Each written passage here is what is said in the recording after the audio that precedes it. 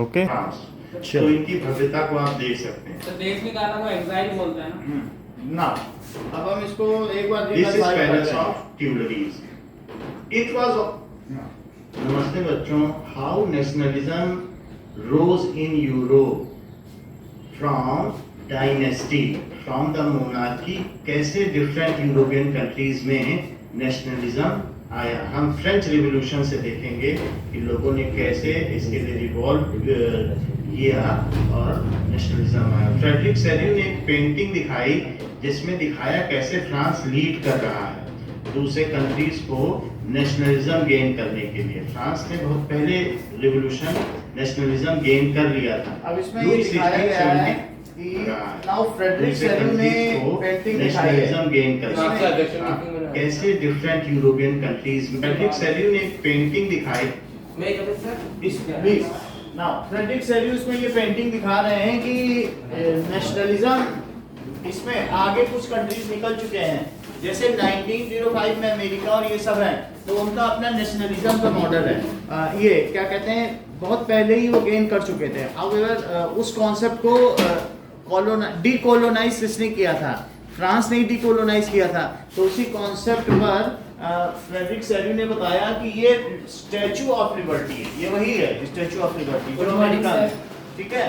And और फिर इसके बाद फ्रांस और ये यहाँ पर है, अब इसको आज़ादी मिलने वाली है। जो दूसरे कंट्री है European country, they will get freedom and they will become democratic after इसको डिथ्रोनिंग द मोनार्की को कोलैप्स करके वो करने वाले हैं। There are angels whose blessings are on these countries and these are the remains of monarchy। ये सारा चीज इसमें दिखाया गया है कि मोनार्की का इसमें रिमेन्स दिखाया गया है कि किस किस तरीके से ये हो रहा है ना। अब आगे देखिए, फ्रेडरिक सेल्यू ने टोटल कितनी पेंटिंग बनाई? 4 पेंटिंग बनाई थी, जिसमें दिखाया कैसे फ्रांस लीड कर रहा है दूसरे कंट्रीज को नेशनलिज्म गेन करने के लिए। फ्रांस ने बहुत पहले रिवॉल्यूशन नेशनलिज्म गेन कर लिया था। लुई 1674 में वहां राजा बना। 1774 में लुई 16 राजा बना, 16 इयर्स की एज में। जब फ्रांस का किंग बना तो उस समय उसका खजाना खाली था, द ट्रेजरी वाज एम्प्टी। तो फ्रांस का किंग लुई 1 से लुई 16 तक ट्रेजरी वाज एम्प्टी बिकॉज़ उसने डीकोलोनाइज करने के लिए ब्रिटिश फोर्सेस से अमेरिका को डीकोलोनाइज करने के लिए बहुत सारा पैसा लगा दिया। 16 साल की उम्र में 16 इयर्स की एज में उसका एक प्रोसेशन हुआ। It was a grand procession जिसमें उसका क्या ये इस तरीके से इसको ताजपोशी दी गई। और इसका जो मैरिज था वो ऑस्ट्रिया की मैरी एंटोनिटी से इसकी शादी हुई। ओके ना, राजा बनते रहे। लुई 18 इनकी बूर्बो डायनेस्टी का लास्ट, बूर्बो डायनेस्टी है इनकी। लुई 18 लास्ट था। ऑस्ट्रिया लुई फिलिप से एम्पायर की क्वीन से शादी की जिसका नाम मैरी एंटोनिटी था।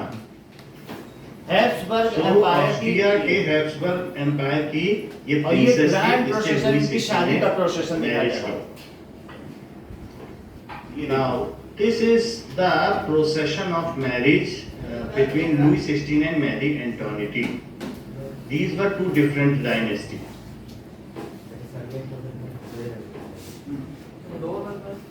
Louis 16 prince palace of Versailles में रहता था जो बहुत भव्य महल था, और मैरी एंटोनिटी के 3 बच्चे थे। ये एक सलाहकार भी थी जो लुई 16 को बैड एडवाइजर थी, इसने लुई 16 को बर्बाद कर दिया। एक्स्ट्रावेगेंट, जिसमें बहुत ज्यादा पैसे खर्च होते थे जो पब्लिक को टैक्सेस के तौर पर तो पैलेस ऑफ वर्सलीज में बहुत पैसा एक्स्ट्रावेगेंट था। फ्रांस ने अमेरिकन कॉलोनीज को फ्री कराया ब्रिटिश से। ब्रिटिश ने उस पर कब्जा कर रखा था और अंत में ब्रिटिश आर्मी को इवैक्यूएट करना पड़ा। इससे 2 बिलियन लिब्रे का कर्ज फ्रांस पर आ गया था। नाउ फ्रांस वाज इन डेब्ट। उस कर्ज को पूरा करने के लिए तो उसने लोकल मनी लेंडर से कर्ज लिया था जो उसके देश में थे, और बाहर से भी जो भी मनी लेंडर्स थे, मनी लेंडर से कर्ज लेके किया था। अब मनी लेंडर्स अपना पैसा डिमांड करने लगे कि हमको वापस करो। तो फिर अंदर की मीटिंग बुलाई जिसमें क्लर्जी, नोबिलिटीज और जनरल स्टेट की मीटिंग 1789 में बुलाई गई। क्या आप बता सकते हैं लुई 16 कब राजा बना? सर 1774 और जनरल स्टेट की मीटिंग कब बुलाई गई? 1789 1789 में बुलाई गई, 1789 में बुलाई गई। और इसमें जो मीटिंग बुलाई गई तो उसमें थ्री स्टेट्स हैं, एक क्लर्जी है, एक नोबिलिटी है, और जो तीसरा है थर्ड स्टेट। तो इन सभी के लोगों को एक एक वोट देने का अधिकार था। और उसने ये प्रपोजल रखा कि टैक्स बढ़ाया जाए। तो अब अगर उनका एक एक वोट है तो क्लर्जी भी फायदे में है, नोबिलिटीज क्योंकि उनको टैक्स मिलना है तो दे आर बेनिफिशियरीज, और जबकि इसको देना है तो ये हमेशा हार जाएगा और हमेशा टैक्स बढ़ जाएगा। तो उसने कहा नहीं, मेरे 600 मेंबर है और इनके 300 मेंबर है, ये 300 मेंबर यहाँ इधर बैठे हैं, क्लर्जी ये नोबिलिटीज बैठे हैं और 600 खड़े हैं। तो उसने कहा हर आदमी को एक वोट का अधिकार होना चाहिए। तो 600 वोट हमारे रहेंगे, 600 तुम्हारे, फिर देखते हैं कौन जीतता है। बोलो, बात समझ आई कि नहीं? तो इसने कहा 1 पर्सन 1 वोट का अधिकार रखो। तो इस बात को लुई 16 ने मानने से इनकार कर दिया, बोला हर स्टेट को 1 वोटिंग होगी। तो ये तो हमेशा हार जाएगा। तो इसके पर्सन्स वहां से सीधा उठकर चले गए थर्ड स्टेट के लोग, और वहीं पर वर्सलीस शहर में एक बगल में टेनिस कोर्ट था, वहां जाकर के इन्होंने अपना जो नया है मीटिंग करी। तो नेशनल असेंबली की बैठक यहाँ दिखाई जा रही है। हाँ, ये जनरल स्टेट वर्सलीज में बुलाई और उन्होंने वहाँ नेशनल असेंबली अपनी बनाई है। So this is Palace of Versailles and this National Assembly meeting is ये going on वर्सलीज में in ही हो रही है, 1789. Palace of Versailles. जो वहां पर 2 तरीके के पैलेस थे, पैलेस ऑफ ट्यूलरीज था, पैलेस ऑफ वर्सलीज था।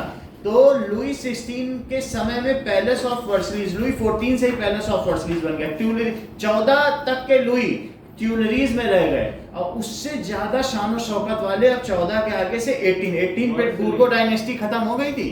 तो 14 से लेके 18 तक इसमें रहे, वो सोने जैसे महल में रहे। अभी वर्सलीज की भव्यता आप देखिएगा, इट इज सो ग्रैंड। अभी भी लोग उसमें जाते हैं और उसमें ठहरते भी हैं। उसके अच्छे चार्जेस, अभी थोड़े दिन पहले उसका आया था कि वर्सलीज के आप पैलेस में रुक सकते हो इतने $, देने पे। तो चीपर था, कोरोना काल में वो बहुत अच्छा मौका था ना। अब देखिए, तो यहाँ पर ये जो मीटिंग बुलाई जा रही है उसी वर्सलीज महल में। Now, इसमें हम देख रहे हैं कि फर्स्ट एंड सेकेंड स्टेट्स के लोग तो बैठे हुए हैं और थर्ड स्टेट के रिप्रेजेंटेटिव खड़े हुए हैं।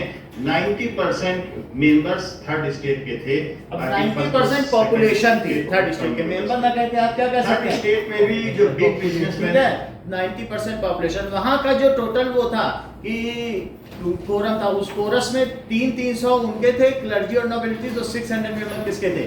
That were of third state. और ये इस तरीके से था, जो क्लर्जी है, नोबिलिटी सारा टैक्स देता था और उसमें से कुछ टैक्स क्लर्जी को दे देता था जो पोप और फादर्स थे, और वो ये बताते थे कि हाँ तुम पर ईश्वर का आशीर्वाद है और सभी लोग इन्हीं की बात मानो। उसके लिए उनको पैसा दिया जाता था, जमीन दी जाती थी। तो क्लर्जी को इसी बात का पैसा दिया जाता था।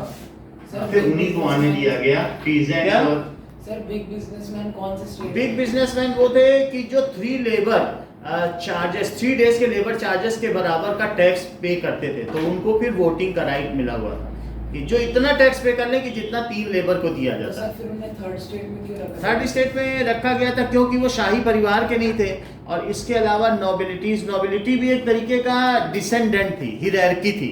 तो उन्हीं के लोग नोबिलिटीज बनते थे जो पहले से चले आए हैं। और साथ में क्लर्जी भी वही है, उनमें भी एक हिरार्की चल रहा था कि एक तरीके का जिसको कहते हैं कि सामंतवादी प्रथा, जो जैसा चला आ रहा है उसी के अंतर्गत वो चलता आएगा, ठीक है।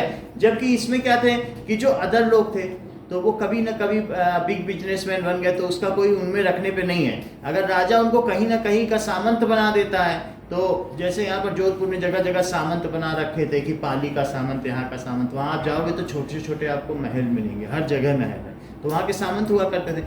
तब फिर वो नॉबिलिटीज़ में आ जाएंगे अगर कोई अच्छा ऐसा कर सकते हैं तो। अदरवाइज वो बिग बिजनेसमैन है, टैक्स पेयर्स हैं, और वो इलेक्शन वो करेंगे तो 3 लाख लोग बिग बिजनेसमैन हैं। इसके अलावा बाकी 19 लाख लोग छोटे वो हैं, व्यापारी हैं या आर्टिजन्स हैं। वो जब चुनेंगे तो 50,000 लोगों को चुनेंगे। 3 लाख जरा सोचिएगा, 3 बिलियन है, यानी 3 बिलियन का मतलब हुआ 30 लाख। 30 लाख लोग कितने को चुने? 50,000 को। 50,000 फिर कितने को चुने? 789।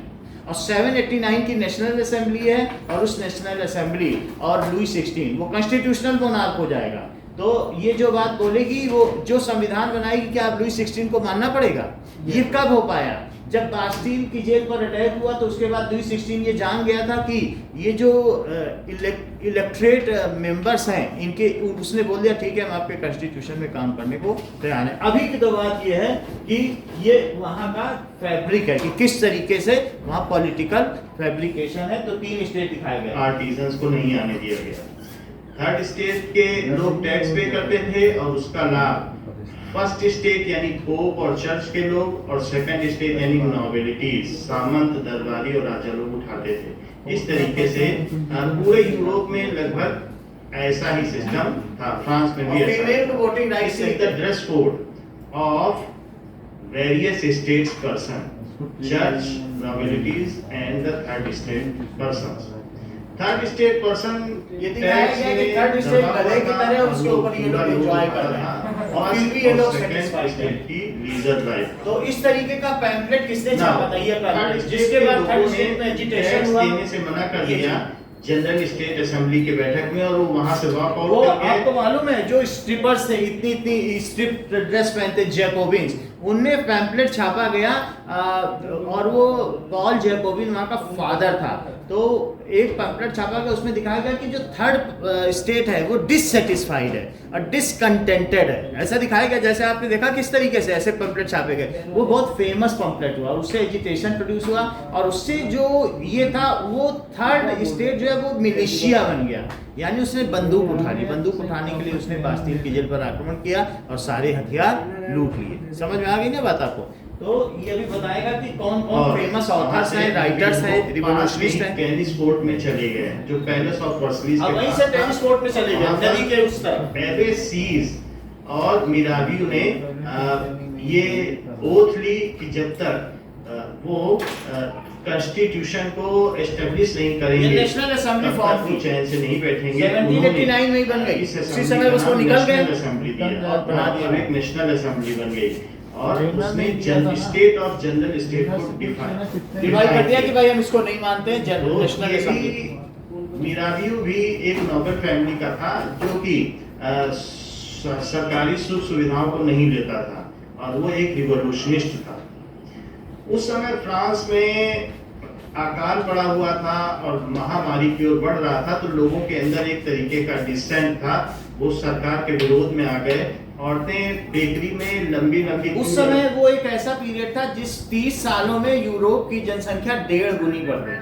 तो यूरोपियन कंट्रीज में, क्योंकि सब तरफ क्या था कि कॉलोनाइजेशन हो रहा था, बहुत पैसा आ रहा था, तो सबके पास सरप्लस पैसा था। और उस समय बहुत, आप देखते हैं आपको बंगाल में कि करीब 5 लाख लोग मारे गए। बंगाल में 5 लाख उस समय जब मारे गए थे, तो यूरोप में ब्रेड्स खा रहे थे वो और शराब पी रहे थे और वहाँ बहाई जा रही थी शराब और bread.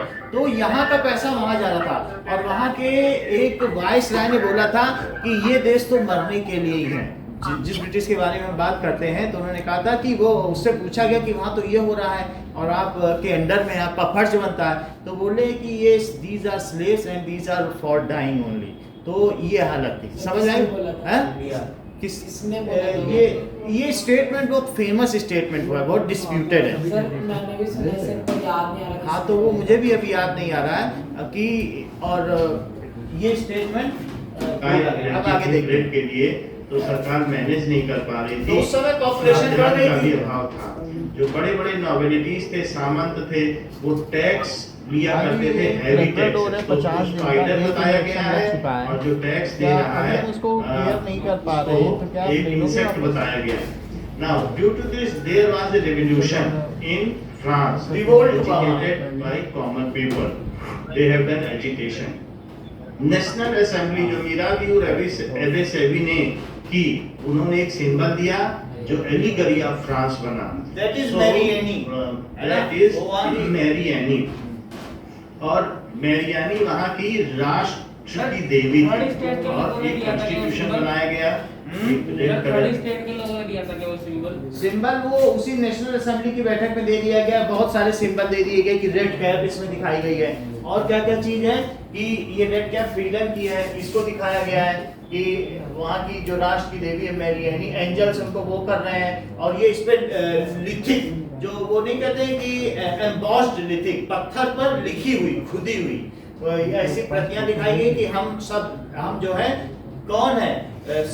We are citizen, सिटोयन and सिटोयेनी, जिसको हम सिटीजन कहते हैं ना, ये फ्रांस का वर्ड है। तो फ्रेंच वर्ड में ये सब चीजें लिखी गई कि what is the concept of citizen. हम दूसरे की इंच जमीन लेंगे भी नहीं, दूसरे को 1 इंच जमीन देंगे भी नहीं, हम अपने राष्ट्र को मां मानते हैं। इस तरीके से राष्ट्र की भावना का उदय किया गया।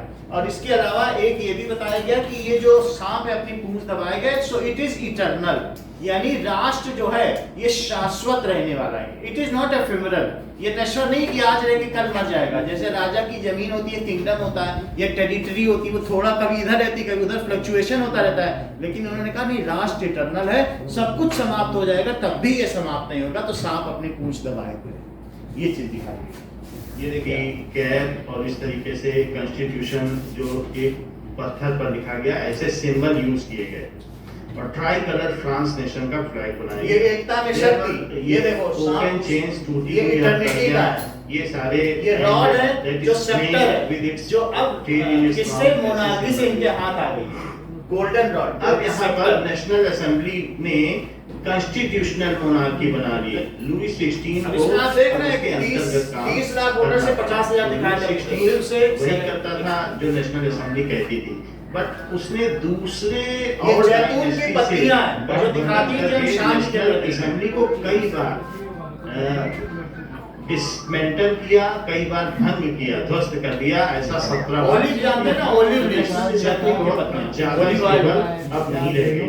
अब देखिए ये सारे लिबर्टी सिंबल्स हैं, दिखाया जा रहा है आजादी कि चाहिए। नेशनल असेंबली ने खुद रेड कलर का सिंबल क्या बताता है? जब स्लेव को आजाद किया जाता था तो वो लाल टोपी लगा के निकलता था, तो वही सिंबल इन्होंने लिया कि रेड कलर, उन्होंने लिबर्टी का कि हमें मोनार्की से आजादी मिली। नाउ अब इसमें देखिए फ्रांस में, ये फ्रांस है, ये क्या है? क्या हैब्सबर्ग एम्पायर है क्या? यहाँ यही थी मैरी एंटोनिटी थी जिससे इन्होंने शादी की थी। ये क्या है? ये प्रूशिया है। तो प्रूशिया में क्या है? प्रूशिया को ही अभी आजकल जर्मनी कहा जाता है। तो प्रूशिया के किंग ने क्या किया था? बहुत सारे स्टेट को एक साथ उनकी ट्रेड्स को यूनिफाई कर दिया था और एक उनकी कॉमन ट्रेड का वो कन्फेडरेशन बनाया था जिसको जैलवरीन कहा जाता है। तो उन 39 स्टेट्स के लोग आपस में अगर व्यापार करते थे तो उनको ट्रेड बैरियर से नहीं गुजरना पड़ता था, कस्टम ड्यूटी नहीं देनी पड़ती थी और वे आपस में एक दूसरे के साथ उसी रेट पे व्यापार कर सकते थे। समझ आई बात कि नहीं? तो प्रूशिया इसमें इनिशिएटिव था जो जैलवरीन बना। तो और फिर बाद में उसी जैलवरीन के वजह से उसने कई राष्ट्रों को एक एकीकृत जर्मनी का रूप दे दिया। फिर वो जर्मन यूनिफिकेशन अभी हम आगे पढ़ने जा रहे हैं तो उसमें यही बात आएगी कि भाई जब हमारा ट्रेड है तो हम राज्य क्यों नहीं एक्सेप्ट कर सकते। तो उसमें थोड़ा पोलैंड लिया गया, बगल में पोलैंड है, थोड़ा पोलैंड इसने शामिल किया क्योंकि पोलैंड किसके अंडर में था? रशिया के अंदर में था। तो पोलैंड थोड़ा सा पोलैंड बन गया, थोड़ा इसने ले लिया, थोड़ा रशिया ने ले लिया, ऐसे थोड़ा थोड़ा सबका लिया, तब एक बड़ा जर्मनी बना। This is the France, blue colour में फ्रांस का मैप दिखाया गया है, उसके ठीक बगल में येलो कलर का ऑस्ट्रिया है। सो दिस इज द ये सिंहासन है जिसमें लुई 16 और मैरी एंटोनिटी की मैरिज हुई थी। So it was a very lizard palace. Ultimately national assembly ने लुई 16 का ट्रायल किया और उसको गुलोटिन कर दिया तो गया। जब नेशनल असेंबली अब धीरे धीरे, पहले मोनार्की आई, मोनार्की के बाद क्या आई? कॉन्स्टिट्यूशनल मोनार्की, वो उसके अंदर में काम करने लगा। उसके बाद जो वहाँ जैकोबिन क्लब का हेड था वो कौन था जो बहुत पॉपुलर हुआ था? क्या वो मैक्सिमिलियन रॉबेस्पियर था जो 93 में लोगों से इलेक्ट होकर के फिर वो वहाँ का मेन हेड बना फ्रांस का।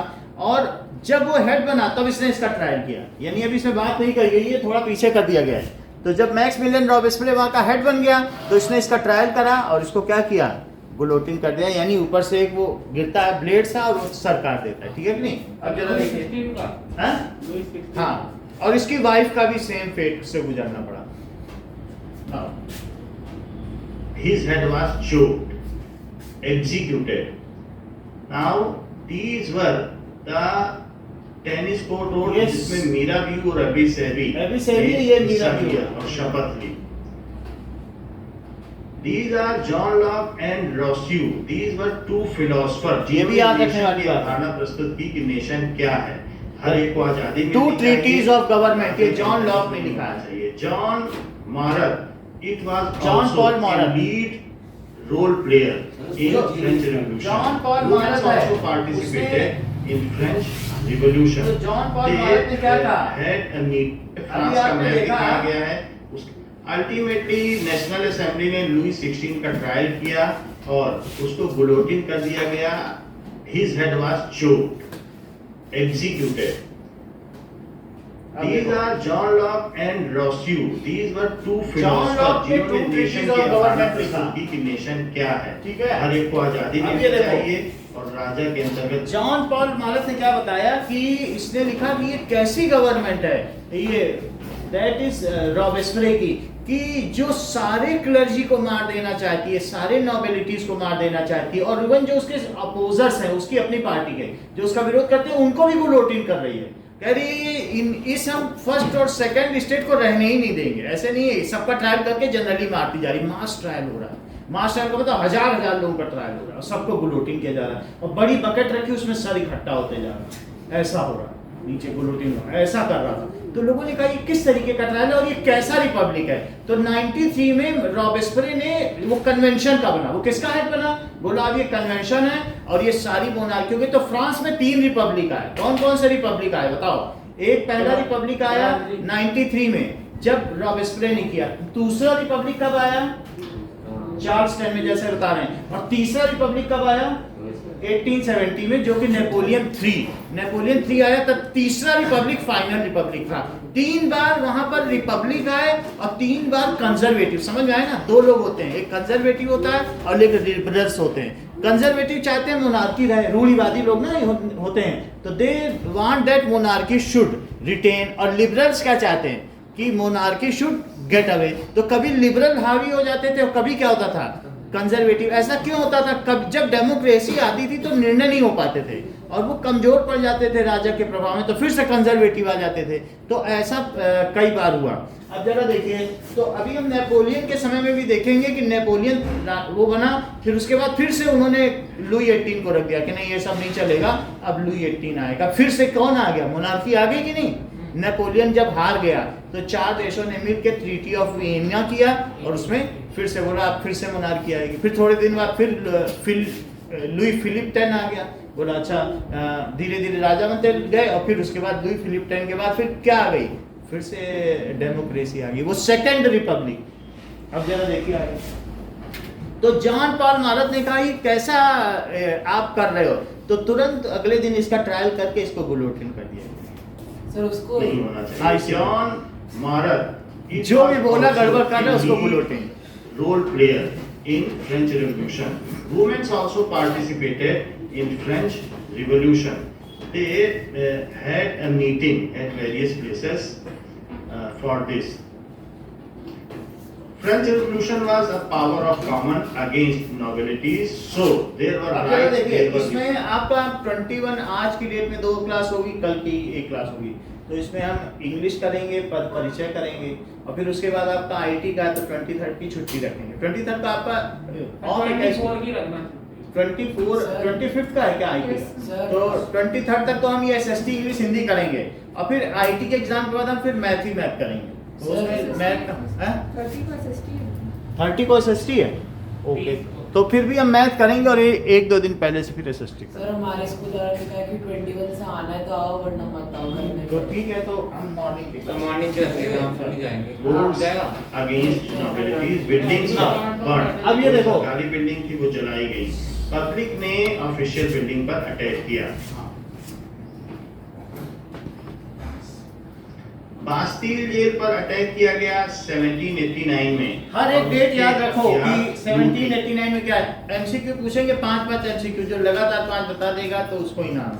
तो आप इस सारी डेट को याद रखो, कब कब किस किस चीज में क्या क्या हो रहा है, ओके। और या 3 असर्शन रीजनिंग बता देगा तो भी इनाम है। तो अब आप समझ गए कि क्या क्या हो रहा है यहाँ बास्टील की जेल तक। समझ में आई बात आपको? Yes, sir. एक सीट पीछे बैठो तो थोड़ा और दिखेगा आपको, वहाँ से थोड़ा वैसा दिखेगा ना। अब देखिए, बास्टील की जेल में 1789 में, और ये 14th कौन सी डेट थी? अगस्त थी कि सितंबर? सर वो अगस्त।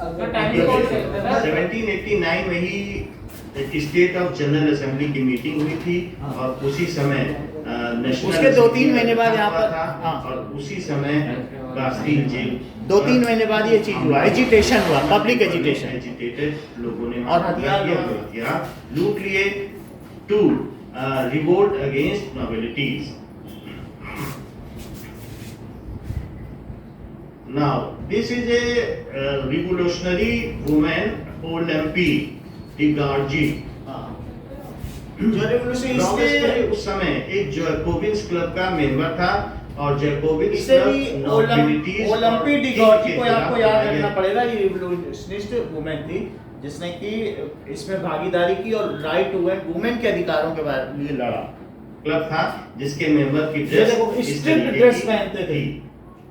और ये टोपी भी लगाते थे अलग तरीके की, और नी ब्रीचर्स थे, घुटनों तक की ड्रेस पहनते थे। Dress code of Jacobins club, ये एक तरीके का रिवोल्यूशनरी पीपल का क्लब था जो नेशनहुड पे यकीन रखते थे कि देश को नेशन बनाना है, किंग के अंडर में नहीं होना चाहिए, पीपल कैन रूल। ये पहली नई तरीके का कॉन्सेप्ट था कि राजा के बिना भी शासन हो सकता है। ये कभी कॉन्सेप्ट आया नहीं। लोग तो सोचते थे बिना राजा के और सेना के शासन हो ही नहीं सकता है, और अब यह कॉन्सेप्ट आ गया कि नहीं, हम अपने अंडर में शासन करें।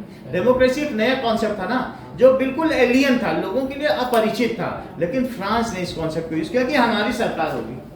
तो ये बहुत बोल्ड डिसीजन था। ये इतना अभी आपको लग रहा है कि ये बिल्कुल कन्वेंशनल है, बट इट वाज नोविस, उस समय नौसिखिया डिसीजन था।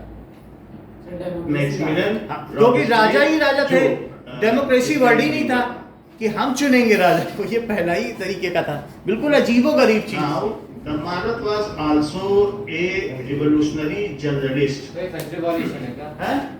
रॉबेस्पियर ने लुई 16 का सर काट दिया अब और इसमें खुद फ्रेंच एज भी ए है। कन्वेंशन उसी कन्वेंशन में उस समय की एक बाकी संस्था बनाई गई जिसका अलोन लीडर था, और उसने वहां पर सभी नॉबिलिटीज को मरवा दिया। That is known as reign of terror. Reign of terror 93 से 95 93 to 94। और अल्टीमेटली लुई 16 का सर काटा गया। फिर लोगों ने त्रस्त आकर रॉबेस्पियर का भी सर रॉबेस्पियर ने जब इतना सब किया तो काट- अल्टीमेटली इसका भी ट्रायल किया गया और इससे भी विदा ले ली गई। 93 से 94 तक इसने बहुतों को मारा, फिर ये खुद भी गुलोटिन हो गया। मैक्सिमिलियन रॉबिस्पियर ने क्या करा? मैक्सिमिलियन रॉबेस्पियर ने Reign बहुतों of को Terror। मारा। रेन ऑफ टेरर, आतंक का साम्राज्य, रेन ऑफ सर टेरर। कब हुआ था रेन ऑफ? रेन ऑफ 93 से 94। सर 1990 नहीं 1793 देखो 1874 में लुई बना, 89 में क्या आया बताओ? 1874 में ये 1774 में लुई 16 बन गया ना। लुई की स्पेलिंग बताइए। लुई 16 लुई 16 ये बना। अभी बताइए 1789 में क्या हुआ? नेशनल बहुत सारी बास्टील का अटैक हुआ, जनरल असेंबली की बैठक हुई, नेशनल असेंबली का गठन हुआ। ये सब एक एक महीने के अंतर पर होने लगे। तो नेशनल सबसे पहले क्या हुआ? नेशनल असेंबली बनी क्या? नेशनल असेंबली बनी। और उससे भी पहले क्या हुआ? क्या जनरल असेंबली की 16 साल बाद बैठक हुई? 16 भी साल नहीं, सैकड़ों साल, 104 साल बाद बैठक हुई। आप समझिए। और फिर उसके नेशनल असेंबली बनी और बास्टील जेल पर अटैक हुआ क्या? और क्या हुआ? और इसके बाद क्या हुआ? क्या अब वहां कॉन्स्टिट्यूशनल मोनार्की आ गई? 3 चीजें आएंगी तो यही लिखना, कॉन्स्टिट्यूशनल मोनार्की। वो कौन थे सर वो? और इसके बाद अब क्या आ रहा है बताइए? 1793 में क्या हुआ? कई चीज हुई। एक Louis Reign of Terror। Rain of terror है ना 93 से 94। 93 में ही लुई 16 और उसकी वाइफ गुलोटिन हुए, और मैक्सिमिलियन रॉबेस्पियर कन्वेंशन आ गया। सब वो क्या कन्वेंशन आ गया? और ये फर्स्ट रिपब्लिक ऑफ फ्रांस भी आया क्या? Yes sir. तो फर्स्ट रिपब्लिक ऑफ फ्रांस। अच्छा, और क्या आया बताइए? सर उनका नाम क्या था वो टेनिस कन्वेंशन हुआ और मैक्सिमिलियन रॉबेस्पियर कौन बने? Maximilian Maximilian Robespierre. सर वो दो कौन थे? ये वहां का कन्वेंशन का हेड बना और ये रिपब्लिक का हेड बना। जैसे रिपब्लिक में होता है ना, गवर्नमेंट बन गया ये वहां, तो उसमें आ गया। तो मैक्सिमिलियन रॉबेस्पियर 17 और 1794 में क्या हुआ? तो ये भी ग्लूटीन ये गुलोटिन हो गया, रॉबेस्पियर गुलोटिन। और आपको मालूम है गुलोटिन का आविष्कार 92 में हुआ था, एक साइंटिस्ट ने किया था और सबसे ज्यादा इस्तेमाल उसी एक साल के अंतर्गत हुआ। सर उस साइंटिस्ट का नाम भी सबसे पहले उस गुलोटिन था। साइंटिस्ट ने तो गला काट दिया हैं? सबसे हाँ, पहले उसका ही- सबसे आप ये समझ लीजिए कि जो गुलोटिन का इन्वेंशन हुआ है ये उसी टाइम पे किया है। वो तो मेरा भी वो बोलते वो टेनिस कोर्ट में उन्होंने क्या था?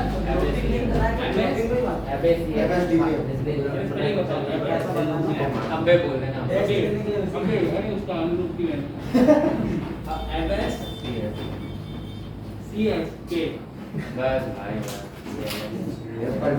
बाबा ये मिक्स पे माने दे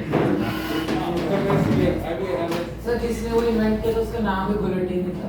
ऐसा था? हाँ सर। अच्छा अच्छा। प्राणा को पता है अब देखो, यहाँ तक बात हुई। अब 94 में कौन आया? कलर का नेपोलियन नहीं आया ग्लोटिन जिसमें ऊपर से एक लकड़ी का पट्टा गिराया जाता था, सब उछल कर डूब गिरता था। तो लुई 16 अब जरा देखो, जब ये चला गया तो लोगों ने कहा सिंगल हैंड में नहीं देना है, ना राजा के हैंड में ना रिपब्लिक के हैंड डायरेक्टली आई में, थी तो फिर डायरेक्टरी आई, 5 लोगों की सभा आई।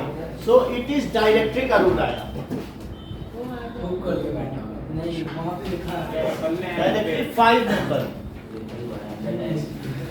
तो 5 मेंबर्स किसी भी निर्णय को नहीं ले पाते थे और आपस में कॉन्फ्लिक्ट करते थे। अब आगे देखिए, उनके बाद उसके बाद वहाँ डायरेक्टरी आई जो 5 लोगों की संस्था थी।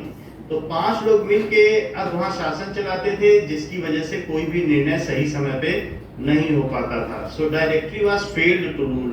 तो पहले किंग था, एब्सोल्यूट मोनार्की, फिर कॉन्स्टिट्यूशनल मोनार्की आई, फिर कन्वेंशन आया, फिर डायरेक्टरी आई। जब डायरेक्टरी भी नहीं चल पाई तो उसका लाभ उठाते हुए अब नेपोलियन। मिलिट्री हेड था नेपोलियन। नेपोलियन जब 16 साल में वहाँ के आर्मी में भर्ती हुआ, उसने 1 साल बाद जब कारपोरल था तो लोगों ने विरोध किया और उसने उन पे गोलियां चलवा दी। इससे वो बहुत हीरो बन गया, बोला ये कितना वीर है, ये किसी की नहीं सुनता, और लोगों पे गोलियां चलवा दी। तो उसके बाद फिर तो उसका अपने आप प्रमोशन होता गया और वो मिलिट्री का हेड बन गया। और उसने देखा कि डायरेक्टरी कमजोर हो रही है, उसका लाभ उठाते हुए उसने अपने आप को प्रोक्लेम कर दिया कि 1804 में कि मैं अब यहाँ का हेड हूँ, दैट इज मतलब यहाँ का चांसलर हूँ। उस समय ये वर्ड चांसलर पहली बार आया था। आज भी आप देखो फ्रांस में चांसलर है, जो वहाँ की कौन है, वो एक लेडी, उनका नाम है एलिजाबेथ बोल नहीं नहीं, फ्रांस की जो चांसलर है, जो टॉप 1 पोजीशन है वो वहाँ चांसलर ही है, वही जो है ना, एक स्मार्ट सी लेडी, कई अपने प्रधानमंत्री से भी मिल चुकी हैं और जनरली वो उनका विरोध करती रहती नाम है। कैसा एलिजाबेथ कैसा है मैं एडिटर कर रहा था नहीं, अब कुछ और है जो फ्रांस के नंबर 1 पोजीशन है, Yes, वो तो ब्रिटेन का वो बताया मुझे अभी याद नहीं आ रहा, लेकिन चांसलर को वर्ड किसने दिया? नेपोलियन। अब देखो वहां पर अब शासन करना शुरू कर कब हुआ ये? He proclaimed himself as king of France in 1804. 1794 से 1804 तक डायरेक्ट रूल कर सर लिया एक और चीज हुआ He था was a very ambitious leader हाँ, and good orator. कब तक किया? यस सही है 1840 He was a तक। believer of expansion of territories and modernization. He has done बोलो। some सर 1797 में नेपोलियन ने इन्वेड कर दिया था इटली को और वॉर स्टार्ट कर दी थी। हाँ, वॉर उसने वार स्टार्ट कर दी, उसके बाद और फिर वो जीतता चला गया तो वो ज़्यादा फेमस हो गया, ठीक है। और तब तक डायरेक्टरी कमजोर हो चुकी थी और 1804 में उसने अपने आप को तो इतने साल का शासन था प्लस 100 डेज। जब इसको एग्जाइल किया गया ना, एग्जाइल करने के बाद ये फिर ब्रिटेन से वापस आ गया भाग के, और फिर इसने 100 दिन और शासन किया। modernization in Europe, that is name on इसने behalf नेपोलियन of कोड लगाया। नेपोलियन कोड का मतलब क्या है कि इसने एजुकेशनल पैटर्न में सुधार किया, ठीक है, एजुकेशन सिस्टम में वेट्स एंड मेजरमेंट को रिफॉर्म किया, यूनिफॉर्म वेट एंड मेजरमेंट, नहीं तो एलए की अलग अलग इकाई थी, Yes, मापने yes. की यूनिट अलग अलग थी। However he has made uniform measurements, तो जो कपड़े नापने की यूनिट होती है उसको यूनिफॉर्म कर दिया। कहीं 93 सेंटीमीटर था, कहीं 92 सेंटीमीटर था, तो उस सबको इसने सेम कर दिया। और ट्रेड बैरियर हटा दिए, कस्टम ड्यूटी हटा दी। जहां जहां ये जीतता गया, ये 80% यूरोप को इसने जीत लिया। फ्रांस का था और 80%, लेकिन जितनी तेजी से जीता उतनी तेजी से हारा भी, क्योंकि इसने रशिया पर अटैक कर दिया। और रशिया का साइबेरिया में -50 डिग्री टेम्परेचर है, वहाँ इसके सैनिक लड़ने में अभ्यस्त नहीं थे -50 में, तो इसकी पराजय हुई वाटरलू में। और फिर इसके बाद वो वही सैनिक इसके यहाँ फ्रांस में पेरिस तक घुसा है, पेरिस तक खदेड़ दिया इसको। और फिर सारे इसके बाद ट्रीटी ऑफ वियना हुई और नेपोलियन की हार हुई। फिर लोगों ने कहा कि इसको संख्या दे के मार दिया, आर्सेनिक, आर्सेनिक लिखा है कि नहीं, that is AS 15th group का तीसरा नंबर, तो ये जहर होता है, तो आर्सेनिक दे के इसको आर्सेनाइज्ड करके मार सर पर वो 1821 में मारा था। वो अब हम देखते हैं कब मरा, ये देखिए proclaim ये proclaim हुआ। as a king of, as a ruler of France, तो उसने अपने आप को रूलर घोषित कर वो दिया। चांसलर बन गया, रूलर है इसका मतलब कन्वेंशन भी चांसलर। चला गया, डायरेक्टली भी चली गई, अब मिलिट्री का शासन हो मिलिट्री गया। शासन हो तो गया। नेपोलियन ने मिलिट्री पावर बढ़ानी शुरू कर दी और उसने लगभग इजिप्ट तक पहुंच गया। टेरिटरीज पर अफ्रीका, कब्जा किया, अंत वहां तक में पहुंच इजिप्ट तक पहुंच गया। And this is the photo that how he ये सब पूरा है, ये सब पूरा इसमें यूरोमेटली ये सब ले लिया। कलर रशिया छोड़ दो, रशिया नहीं ले पाया। Captured by Napoleon. सब ले लिया। अब देखो ये पूरा Most of the region of Europe was Russian, other than Russian Empire, it was अब कुछ all मित्र kept राष्ट्र by हैं उसके। Napoleon. वो भी And उसके अंदर काम modernization करते हैं। was ब्रिटिश को नहीं also ले done. पाया। But on the other side, heavy taxes were levied on common people. This तो is कॉमन पीपल how कह रहे थे ये Napoleon कैसा defeated सुधार है, ये जहां जाता है वहां कहता है हम रिफॉर्म कर रहे हैं, लेकिन इतने टैक्स लगा देता था वहां के लोगों पे कि वो लोगों ने पसंद नहीं किया। रिफॉर्म के नाम पर आपके बुक में बना गया है कि किस तरीके से वहां पर एक वो साइन बोर्ड लगाया गया है, वो किसने बनाया है, जिसमें ये बताया गया है कि हम रिफॉर्म कर रहे हैं, वहीं बगल में नीचे किसान को मारा जा रहा है। बुक में फिगर बना हुआ है कि नहीं बड़ा सा, तो वहां इसका 9th की बुक में है कि 9th में नेपोलियन के बारे में इतना नहीं है, 10th में, ठीक है। तो उसमें अभी ये बताएगा इसमें कि वो है। Now we will see that figure. अब देखो Waterloo. So रशियन फोर्सेस से जब ये हार गया, ये बैटल ऑफ वाटरलू बहुत फेमस है। इसमें नेपोलियन की 1814 में पराजय हुई, नेपोलियन डिफीटेड, रिपीट हो गया। and most of the territories which were won by Napoleon were now handed over to allied forces, जो फ्रांस, हमेशा ये पेंटिंग है उसके राइटर का नाम जरूर देख लेना, जितनी भी रूसिया पेंटिंग है वो रूसिया ये दो नंबर का आजकल है। जर्मनी कहा जाता है। अंत में रूसिया में नेपोलियन को death देश निकाला दे दिया गया, Napoleon was exiled and it ये- लीडेड टू डेथ। ये देखो उसके बच्चे खड़े हैं। द नेपोलियन वाज आर्सेनाइज्ड, उसको आर्सेनिक दिया गया, जहर दिया गया, जिसकी वजह से उसकी मृत्यु हो गई।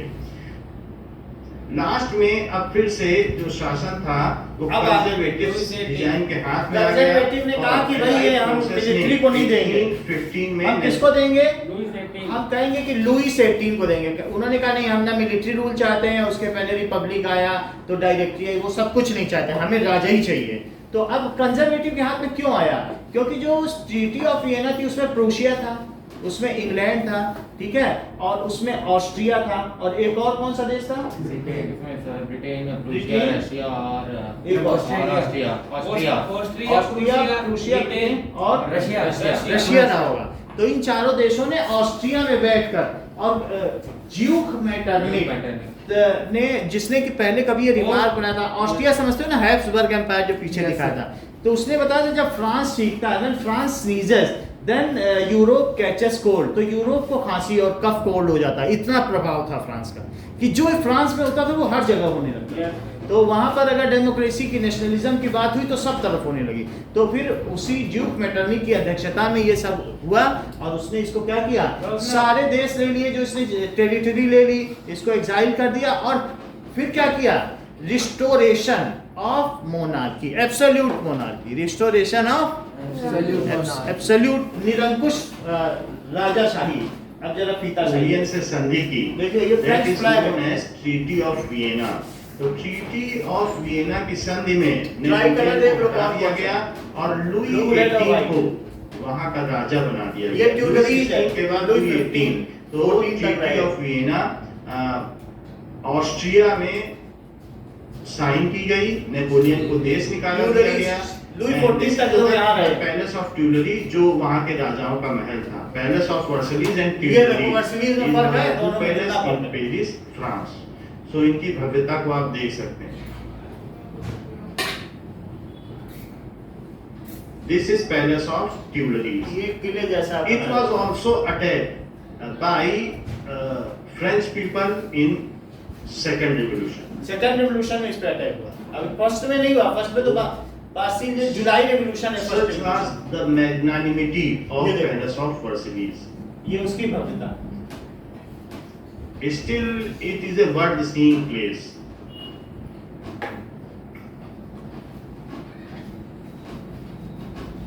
ये आप देख Now you सकते हैं can किस see the तरीके से इसमें interior सोना of लगा Palace of है। Versailles, how magnificent it is.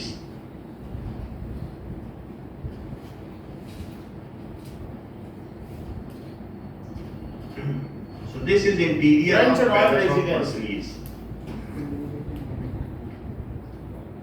This is the scene in which Louis XVI was tried and ultimately executed. यहाँ कई राजाओं की राजपोशी भी हुई है पैलेस ऑफ वर्साइल्स में, जैसे इटली के राजा की इमैनुअल की, विक्टर इमैनुअल की यही राजपूत, या तो ऑस्ट्रिया में या यहाँ पे कई राजाओं काम की। नहीं किया, फिर उसको एग्जीक्यूट किया गया। मैक्सिमिलियन रॉबेस्पियर फिर उसके बाद आया, उसको भी एग्जीक्यूट कर दिया गया, गला काट दिया गया। फिर नेपोलियन उसके बाद आया, नेपोलियन ने टेरिटरी बढ़ाना शुरू किया, बहुत सारे यूरोपियन कंट्रीज को जीत लिया, तो सारे यूरोपियन कंट्रीज ने एलाइड फोर्स बनाकर उसे हटा दिया। ये नेपोलियन किसने बनाया? ये बताओ। जिसमें दिखाया गया है कि ना ये फिगर बताइए सीजन, ये किसने बनाया है? तो कौन सी?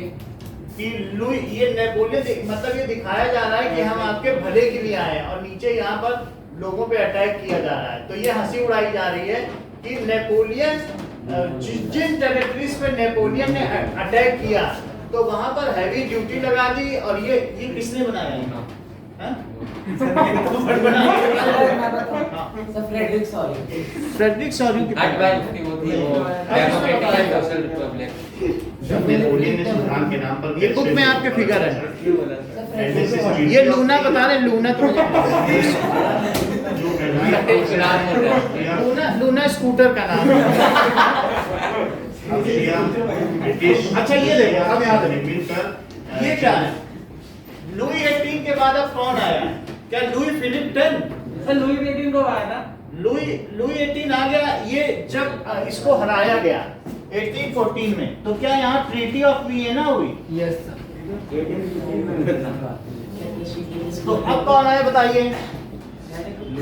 लुई 18। अच्छा, लुई 18 के बाद क्या हुआ बताइए? अब लुई 18 आया, और इसके बाद 1830 में तक कौन रहा? यही सब रहे हैं। 1830 में कौन आया बताइए? क्या लुई फिलिप आया? अब यही दिखाया जा रहा है उसका चित्र। और ये भी बर्बन का डायनेस्टी का था। नहीं, लुई 18 तक बूर्बो डायनेस्टी थी। सर लुई फिलिप का भी बताया, देखिए अब देखो, ये वहां की नोबिलिटी में था, लेकिन उसका नहीं था, ये कलर डायनेस्टी थी, वो भी वहां रह रही थी। तो लुई फिलिप आया, जिसको लुई फिलिप 10 कहा गया। और इसके बाद ये थोड़ा उदारवादी था, लिबरल, उसने कहा नहीं, अब हम फिर से डेमोक्रेसी दे रहे हैं। अब उसके बाद ये कब हुआ बताइए? क्या जुलाई 18 रिवॉल्यूशन इसीलिए फेमस है। वहां पर फिर से एक रिवॉल्यूशन हुआ, और उससे कौन सी रिपब्लिक आई श्रेयान? क्या सेकेंड रिपब्लिक? इसके बाद जैसा कि श्रेयान बता रहे हैं कि सेकेंड रिपब्लिक आई। समझ में आ गई बात की नहीं? सो सेकेंड रिपब्लिक आ गई, और फिर अब इसके बाद और आगे क्या चलेगा? क्या नेपोलियन 3 आएगा? सेकेंड रिपब्लिक भी फेल हो जाएगी, 5 साल चली सेकेंड रिपब्लिक। फिर 1843 में, फिर उसके बाद कौन आएगा? नाउ उसके बाद आएगा नेपोलियन 3। नेपोलियन 3 ने भी शासन किया, 43 नहीं है, 53 के बाद है। और 1870 में क्या आएगा? Third Republic. अच्छा, जो फ्रांस को ओल्डेस्ट रिपब्लिक क्यों नहीं कहा जाता? इतना ही इसने डेमोक्रेसी ले आया, सबसे पहले ले आया। ये सारा किया धराया नेपोलियन 1 का, क्योंकि उसने अपनी टेरिटरी को एक्सपेंड कर लिया। अगर राष्ट्र की अवधारणा क्या होती है? क्या अपनी टेरिटरी बढ़ाना या दूसरे पे अटैक करना? ऐसा उसने न किया होता तो आज भी कहा जाता है कि oldest Republic and largest Republic. Oldest Republic America को बोला जाता है, और लार्जेस्ट इंडिया को। फ्रांस को नहीं कहा जाता। क्यों नहीं कहा जाता? क्योंकि ये नेपोलियन ने गड़बड़ कर दी बीच में। नेपोलियन ने अटैक ना किया होता तो नेशन की अवधारणा रिस्टोर्ड रहती। अटैक क्यों कर दिया आप? समझ आई बात? नेपोलियन ने किस पे करा था? नेपोलियन ने तो पूरे यूरोप को जीत लिया। सबसे पहले इटली पे किया था। उसे 1 इंच भी जमीन नहीं लेनी थी ना दूसरे की, और पूरा यूरोप जीतने चल निकल पड़ा, इजिप्ट तक पहुंच गया। अब आगे देखिए। की पावर को कर्व किया और उससे जीते हुए क्षेत्र वापस छीन लिए गए। Prince treaty of Vienna, Vienna की संधि। Charles X. So after Louis XVIII, last year was of Louis XVIII, and this is Charles X. Became Charles the X. king of France. Charles Charles ten ने लोगों के और press के अधिकार छीन के जिससे जुलाई फेमस चार्ल्स टेन। बोलो बोलो। सर 1824 से 30 तक लिखा है चार्ल्स टेन का। हाँ, तो चार्ल्स 18, अब ये पूरी बात लिखो, 1824 से ना, 1824 से 30 तक चार्ल्स टेन रहा। अब फिर जुलाई रेवोल्यूशन आया और सेकंड डेमोक्रेसी या सेकंड रिपब्लिक आई। समझ आई बात की नहीं? तो 1830 अब पहली रिपब्लिक कब आई? क्या 93 में? याद रखना। Yes sir. रॉबेस्पियर के बाद, दूसरी चार्ल्स टेन के बाद आई, और तीसरी नेपोलियन 3 के बाद आई। 3 नेपोलियन हुए। उसने सबके अधिकार छीन लिए, तो लोग सड़कों पर उतर आए कि प्रेस की फ्रीडम हमको चाहिए। चार्ल्स टेन निरंकुश शासक था। जरा फिर से समझिए, चार्ल्स टेन ने क्या किया? इसने सेंसरशिप लगा दी प्रेस मीडिया की कोई, तो फिर से लोग, अब जुलाई रेवोल्यूशन हुआ। अब जुलाई का यहाँ आंदोलन, ये बहुत फेमस है। देखो अब वो बात बता रहा है, इसने प्रेस और मीडिया तक पे सेंसरशिप लगा दी, सबके अधिकार छीन लिए। चार्ल्स टेन अच्छा राजा नहीं था। तो प्रेस और मीडिया होती थी क्या उस टाइम? प्रेस और मीडिया का मतलब उसने कोई भी चीज जब पब्लिश नहीं होती थी, जब जैकोबिन्स क्लब था, सब चीजें लोगों को पता चल रही थी। तो डेमोक्रेसी का मतलब तो सब फ्रीडम ही है, वो सब इसने छीन लिया। हमसे जाना जाता है कि फ्रांस का सेकंड रेवोल्यूशन ये है। फर्स्ट रेवोल्यूशन बास्टील जेल का है जो 1789 में था। 1830 सेकंड रेवोल्यूशन जुलाई 1830 का है। 1830 लुई फिलिप वहां का, उसके बाद राजा अभी भी नहीं आई इसकी सेकंड रिपब्लिक। लोग फिर से के बाद इन्होंने कहा और वहां का लास्ट 1830 राजा से नेपोलियन 1848 बना। लुई उसके बाद फिलिप। नेपोलियन 3 के बाद फिर से फ्रांस में थर्ड रिवोल्यूशन हुआ, और उसके बाद फ्रांस ये बना, इसके बाद आया कंट्री बन गया, डेमोक्रेटिक कंट्री। समझ आई बात? लुई फिलिप आया तब आया। फर्स्ट रिवोल्यूशन बास्टील जेल का है, सेकंड रिवोल्यूशन जुलाई 1830 का है, और थर्ड रिवोल्यूशन नेपोलियन 3 के समय का है। ओके ओके, यही मैं बोला जा रहा। Now you can see Charles ten आया, जुलाई रेवोल्यूशन हुआ, जुलाई 1830 का रिवोल्यूशन हुआ, और क्या हुआ? और क्या सेकंड रिपब्लिक हुआ? दिखाया गया है कि जो वहां का एक दूसरा महल था, एक प्रिंस ऑफ पैलेस ऑफ वर्सलीज। अच्छा, अब ये देखो कुछ चीजें बता रहे आपको। ये सब चार्ल्स टेन के बाद एक लिंक टूट गया, सेकंड रिपब्लिक आया। सेकंड रिपब्लिक जल्दी ही फेल हो गया, और उसके बाद कौन आया? क्या लुई फिलिप? लुई फिलिप आया, फिर उसके बाद कौन आया? नेपोलियन 3 आया, और नेपोलियन 3 के बाद फिर थर्ड रिपब्लिक आया जो आज तक चल रहा है। सर पहला रिपब्लिक कब हुआ था? पहला रिपब्लिक है मैक्सिमिलियन रॉबेस्पियर, जब वहां पूरी तरीके से वो जीता। कैसे? इलेक्शन के माध्यम से। रिपब्लिक का मतलब वीडियो में तो बताया आप ही ने कि 1789 में आया पहला। हाँ तो है ना पहला रिपब्लिक, देखो ना 1789 में नहीं आया, 1789 में वो आई है कॉन्स्टिट्यूशनल मोनार्की। मोनार्की को रिपब्लिक अगर हमने बताया तो भी गलत है। 93 में जब मैक्सिमिलियन रॉबेस्पियर आया है, वो रिपब्लिक के माध्यम से, वो गणतंत्र है। तो 1789 में तो लुई 16 को हटाया था ना।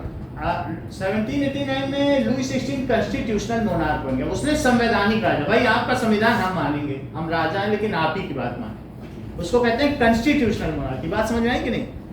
अब देखो, And this is now a museum, Palace of Tuileries in France, Paris, worth seeing. This is a overview of animals. So both the palace were 48. ये देखो। डेपुटीज जो मुख्य लोग थे, उनकी असेंबली हो रही है कि किस तरीके से फ्रांस में अब कॉन्स्टिट्यूशन लाया जाए। ये पिक्चर दिखाया गया है कि असेंबली ऑफ स्टेट जनरल जो लुई 16 ने बुलाई थी, कैसे कॉमन लोग वहाँ नोबिलिटीज और जो सामंतवाद थे उठाते थे। ये दिखाया गया है पिरामिड ऑफ कॉमर्स से, कि पिरामिड ऑफ कॉमर्स में बहुत फेमस फीमेल हुआ। का किस तरीके से कंट्रीब्यूशन था फ्रांस के रिवॉल्यूशन में, इस चित्र में आप देख सकते हैं। टी पार्टी कर रही है और चीजों पे चर्चा हो रही है, फीमेल का रिवॉल्यूशन। वहाँ जो न्याय था उसमें फैट लोगों का फैट कैसे काट के कम किया, ये भी आपके बुक का फिगर है। Blind justice. सो ब्लाइंड जस्टिस का मतलब है कि राजा ने सुनिए, राजा ने एक सोने का पलंग बनवाया और उसने बहुत सारे लोगों को मेहमान नवाजी के लिए बुलाया। तो जो छोटे लोग थे उनका पैर खींच खींच के पलंग के बराबर कराया गया पहलवानों से। जो बड़ा था जिनका पैर काट दिया गया, बोला ये आपकी मेहमान नवाजी है। वही चीज यहाँ की जा रही है। आपने देखा कि किस तरीके से फैटी लोगों को कर्व करके उनका साइज कम किया जा रहा है और तेज लोगों को बढ़ाया जा रहा है। So it was a blind justice in France. और कंजर्वेटिव राजा लोगों को पसंद करते थे। ये फीमेल का कंट्रीब्यूशन दिखाया गया है। अब देखिए, कंजर्वेटिव्स हैं जो कह रहे हैं कि आप जितनी देर तक कंजर्वेटिव कहते थे राजा का शासन अच्छा लेकिन तुम्हें आजादी दे। कंजर्वेटिव और लिबरल्स के बारे में कॉन्सेप्ट आएगा तो वो कहते हैं तुम जितनी देर चाहो डिस्कशन कर सकते हो, लेकिन न तुम्हें बोलने की आजादी है, न कुछ कहने की, न शिकायत करने की। मुंह पे पट्टी बंधी रहेगी तो डिस्कशन करते रहो। ये मुख्य चीज फिर ये कैसे डिस्कशन होगा? ऐसे ही डिस्कशन है कि तेरे आजाद बंदों की न ये दुनिया न वो दुनिया, यहाँ मरने की पाबंदी, वहाँ जीने की पाबंदी। ठीक है, शर्त ये है कि सरे बज़्म रहे होंठ सिले, और हुक्म ये है कि हर एक बात ज़बानी कहिए। बोल के कहिए हर बात। हुक्म ये कहा गया और शर्त ये भी लगाई है कि सरे बज़्म, पूरी महफिल में तुम्हारे होंठ सिले रहने चाहिए। तो ये कोई आजादी है? चाहे सोच सकते हैं लेकिन बोलने का अधिकार आपको नहीं है। सो these were ये सबके राइटर आप देख लेना supporter of कौन कौन इन्होंने monarchy। फिगर बनाए, ये सब सोचते थे कि क्वेश्चन काम के। कॉमन पीपल शासन नहीं कर सकते, उनमें एबिलिटी नहीं है, राजा कोई शासन करना ये कंजर्वेटिव का काम है। अब देखो, the unification of Germany, Germany का एकीकरण कैसे हुआ, जर्मनी में राष्ट्रवाद का कैसे इसको कहते हैं age of Otto one Bismarck. यहाँ के मिनिस्टर बिस्मार्क ने इसमें बहुत योगदान दिया। याद रखिए ये तारीख 1815 to 1871 that the unification of Germany has taken place। 7 years of long war। Prussia है वही जर्मनी बन गया और उस समय 39 स्टेट्स थे जर्मनी बनाएगा। एक तरीके से यूनिफॉर्म इकोनॉमी में थे। सो एस्टेब्लिशमेंट ऑफ 39 स्टेट्स, उन सबको जर्मनी ग्रीन ब्रदर्स का क्या योगदान है? गया एकीकरण। इन्होंने जर्मन लैंग्वेज इसमें और जो जर्मन फॉक्स स्टोरी नहीं, उन सबको लोगों तक पहुंचाया और प्रूशिया का जो भी इनका कल्चर था और लोगों में बताया कि ये जर्मनी का है, आप सबको जर्मन बनना चाहिए। तो ग्रीन ब्रदर्स का भी योगदान याद है। फॉक टेल्स इकट्ठा की और लोगों को जागृत किया कि कैसे राष्ट्रीयता आ सकती है। The common ethics, the common culture. Kaiser William, Kaiser का मतलब किंग होता है। कैसर विलियम, सही बता रही है। कैसर विलियम, कैसर का मतलब किंग है वहाँ के local language. That is the nation Germany। Kaiser William II वहाँ का किंग था जिस समय जर्मनी का यूनिफिकेशन हो रहा था। So this is the picture of तो कैसर ये बताइए कि विलियम। उस समय जो वहाँ के इलेक्टेड मेंबर्स थे उन्होंने अपनी सभा कहाँ की? Parliament Saint Paul church. Saint Paul church. France में 1848 फ्रांस छोड़ो, अब जर्मनी की बात आ गई। फ्रैंकफर्ट अब जर्मनी में, जर्मनी में जो जर्मनी की बात हो रही है ना, फ्रांस तो थोड़ी जाएंगे वहां पे करने। तो वो मेंबर सारे गए और फ्रैंकफर्ट पार्लियामेंट में, और वहां बड़े बड़े बैनर किसके लटकाए गए थे जिसमें एक जर्मेनियन का भी चित्र था। बताओ वो आर्टिस्ट कौन था? फिलिप फिलिप विट। ये सही बात है, उसने जो बनाया था वो अभी दिखाया जाएगा कि सेंट पॉल चर्च में देखो फिलिप विट। ये देखो, रूसिया ने ही जर्मनी रूसिया को का राजा है ये। एकीकृत कैसर करने की, विलियम। यूनिफाई करने की कोशिश की। ये This is देखो। सेंट पॉल चर्च देखो। where the अभी भी meeting बाहर से ऐसा of दिखता है। German National Assembly was held। So इस सेंट पॉल चर्च का Satellite view देखो। है जो बर्लिन में प्रेजेंट है। बर्लिन। So now जर्मनी की राजधानी बर्लिन। सेंट पॉल चर्च में क्या हुआ? सेंट पॉल चर्च में ही ये देखो खाली चर्च। सेंट पॉल चर्च में फ्रैंकफर्ट पार्लियामेंट बुलाई गई थी जिसमें 831 इलेक्टेड मेंबर्स वहां पहुंचे और उन्होंने बोला जैसा फ्रांस में हुआ है हमको भी वैसी डेमोक्रेसी चाहिए। और कैसर विलियम 4 के सामने ये प्रस्ताव रखा गया, क्या तुम कॉन्स्टिट्यूशनल मोनार्की स्वीकार करते हो? उसने सीधे सीधे से मना कर दिया, बोला मुझे कॉन्स्टिट्यूशनल मोनार्की चाहिए, नहीं चाहिए, चाहे मुझे मोनार्क ना बनाया जाए, सेकंड का राजा है। कैसर विलियम 2 के समय की बात है। 4 को बुलाया गया, बोला इसको हटाएंगे, और तुम 4 हो, बोलो कॉन्स्टिट्यूशनल मोनार्की स्वीकार करोगे? उसने कहा हमें नहीं चाहिए, हमको मोनार्की चाहिए, चाहे देर से मिले नहीं तो नहीं चाहिए। सर केसर विलियम IV नहीं था, फ्रेडरिक विलियम IV था। फ्रेडरिक विलियम, तो ये एक अमेंडमेंट कर लीजिए, इट इज फ्रेडरिक विलियम 4 को कहा गया। कैसर उस समय राजा को कहते थे।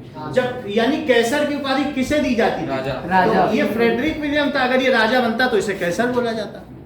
अब जरा देखो, नहीं है इसमें दिया। सही बात तो है, सेंट कैसर नहीं पॉल बोला जा चर्च सकता, में राजा है वहाँ कैसर। के 831 ये इलेक्टेड देखो। मेंबर्स इकट्ठे हुए Noted है, और 831। उन्होंने कब हुआ ये भी देखो, मुझे मालूम नहीं है सर लेकिन 1848 में 1848 में 18 में 1848 में हुआ और 1815 से 1871 तक यूनिफिकेशन ऑफ जर्मनी की प्रक्रिया पूरी हुई और 1848 में ये चर्च है। आपने देखा कि किस तरीके का है चर्च, अब ये देखिए। So these were the concept of contribution of Grimm brothers who contributed ये तरीके a का lot cultural towards unification unification of culture के नाम पे। पोलैंड में लैंग्वेज बहुत देशों यूनिफिकेशन में इकट्ठा की, बहुत सारे भाषा के नाम पे। चीजें इकट्ठा की, इससे जर्मनी को किया। So these were the philosophers who have contributed a lot. This is अच्छा, Frankfurt एक- Parliament held in St. Paul Church। ये पीछे के चित्रों में दिखाया गया कि सेंट पॉल चर्च फ्रैंकफर्ट हाँ, सिटी इसमें तभी दिख रहा है। वहाँ पर एक जर्मेनिया की बहुत बड़ी तस्वीर लटकाई गई कॉटन अब जरा ये देखो। और Otto one Bismarck it was the minister of ये जो 831 मेंबर्स है ना, जब वहाँ कॉन्स्टिट्यूशनल असेंबली बनी, अब वहाँ कॉन्स्टिट्यूशनल मोनार्की आ गई। सेंट ये फ्रैंकफर्ट पार्लियामेंट के बाद ये स्वीकार कर लिया गया वहाँ के राजा के द्वारा, ठीक है। वहाँ भी कुछ ऐसे विद्रोह हुए होंगे, but it was A gist जो कि आपके में बताया नहीं गया है। जैसे फ्रांस में हुए ना, ऐसा वहाँ भी कुछ हुआ होगा, जर्मनी में भी। तो वहाँ का जो कैसर विलियम था उसने क्या किया, इनको स्वीकार कर लिया। और ऑटो वन बिस्मार्क कौन था बताओ? रूसिया का चीफ मिनिस्टर। एक चीफ मिनिस्टर था, लेकिन ये दिखाया गया कि वो कैसे वहां के लोगों को अपने ही सांसदों पे हंटर चला रहा और सब छिप छिप के बैठे। ये दिखाया गया कि इस तरीके का ही मिनिस्टर था। ये एक तरीके की मोनार्की थी, एब्सोल्यूट मोनार्की, मिनिस्ट्री, और ये सब दिखावे के लिए था। जो वहाँ की नेशनल अभी ये फ्रैंकफर्ट पार्लियामेंट बदल गई है, तो बहुत अच्छी पार्लियामेंट दिखाएंगे आप। जिसने यूनिफिकेशन ऑफ जर्मनी में मदद की। ये जर्मेनिया है वहाँ की allegory. This is the allegory of nation Germania. तो एलिगरी का मतलब है जैसे एलिगरेशन, किसी चीज को आप पर्सोनिफाई कर लो, नेशन को पर्सोनिफाई कर लिया, इसको रूपक अलंकार कहते हैं। कि उसको मान लिया जैसे कि समझ में आ गई ना, कि किसी जो नॉन इनएनिमेट को एनिमेट मान लो, जिसमें जान ना हो उसे जान मान लो। जैसे भारत माता जान मान ली, लेकिन है नहीं ना ऐसी कोई बात, तो इसको कहते हैं एलिगरी। तो वहां जर्मेनिया थी। अब जरा देखिए यहाँ पर, इसमें आपको क्या क्या दिख रहा है? क्या ये ओलिव ऑयल, जैतून की पत्तियां दिख रही हैं? सर ओम लीफ का ग्राउंड दिख रहा है। हाँ, और ओक का मतलब वीरता होता है। जर्मनी ने फिर प्रूशिया के, कुछ रशिया के और ऑस्ट्रिया के गैरीबाल्डी कौन था? वो इटली का वो यूनिफिकेशन। इटली, ये गलती से आ गया, गैरीबाल्डी नहीं आना चाहिए था। हाँ सर वो तो तो हाँ, अब देखो कैनेडी का दिस इज द एलिगरी। ये कैनवास पेंटिंग बनाई गई किसने बनाई गई? जर्मनिया की, जो फ्रैंकफर्ट चर्च में लटकाई ये गई। वीट इस से समय है। वहां पर 831 इलेक्टेड मेंबर्स अपनी ये meeting दिखा कर गया, रहे थे। फिलिप वीट। ये लटकाई गई और वहीं ये शपथ ली याद गई, रखना, दी गई कि हम 1940 जर्मनी को, जिनका कॉमन एथिक्स है, 45 एकीकृत करेंगे, यूनिफाई करेंगे। 45 and ultimately Victor Emmanuel II along with the contribution of Otto I Bismarck, Italy का दिखा यहाँ, unified, Germany was unified. Otto Otto I Bismarck Bismarck was Italy का दिखा दिया गया है। नाउ जर्मनी का यूनिफिकेशन में ऑटो वन बिस्मार्क का योगदान रहा, कैसर विलियम II। और कैसर विलियम II वहाँ का राजा था। ये याद सर रखना। चीफ गवर्नर का कोई था। क्या? वो वो इटली में आ जाएंगे, अभी थोड़ी देर में आएगा। अब ये देखो सर, एक टाइरानी लीडर जो रूसों पर अत्याचार करता था वहाँ के पार्लियामेंट पर भी। And ultimately it is Now see. Depression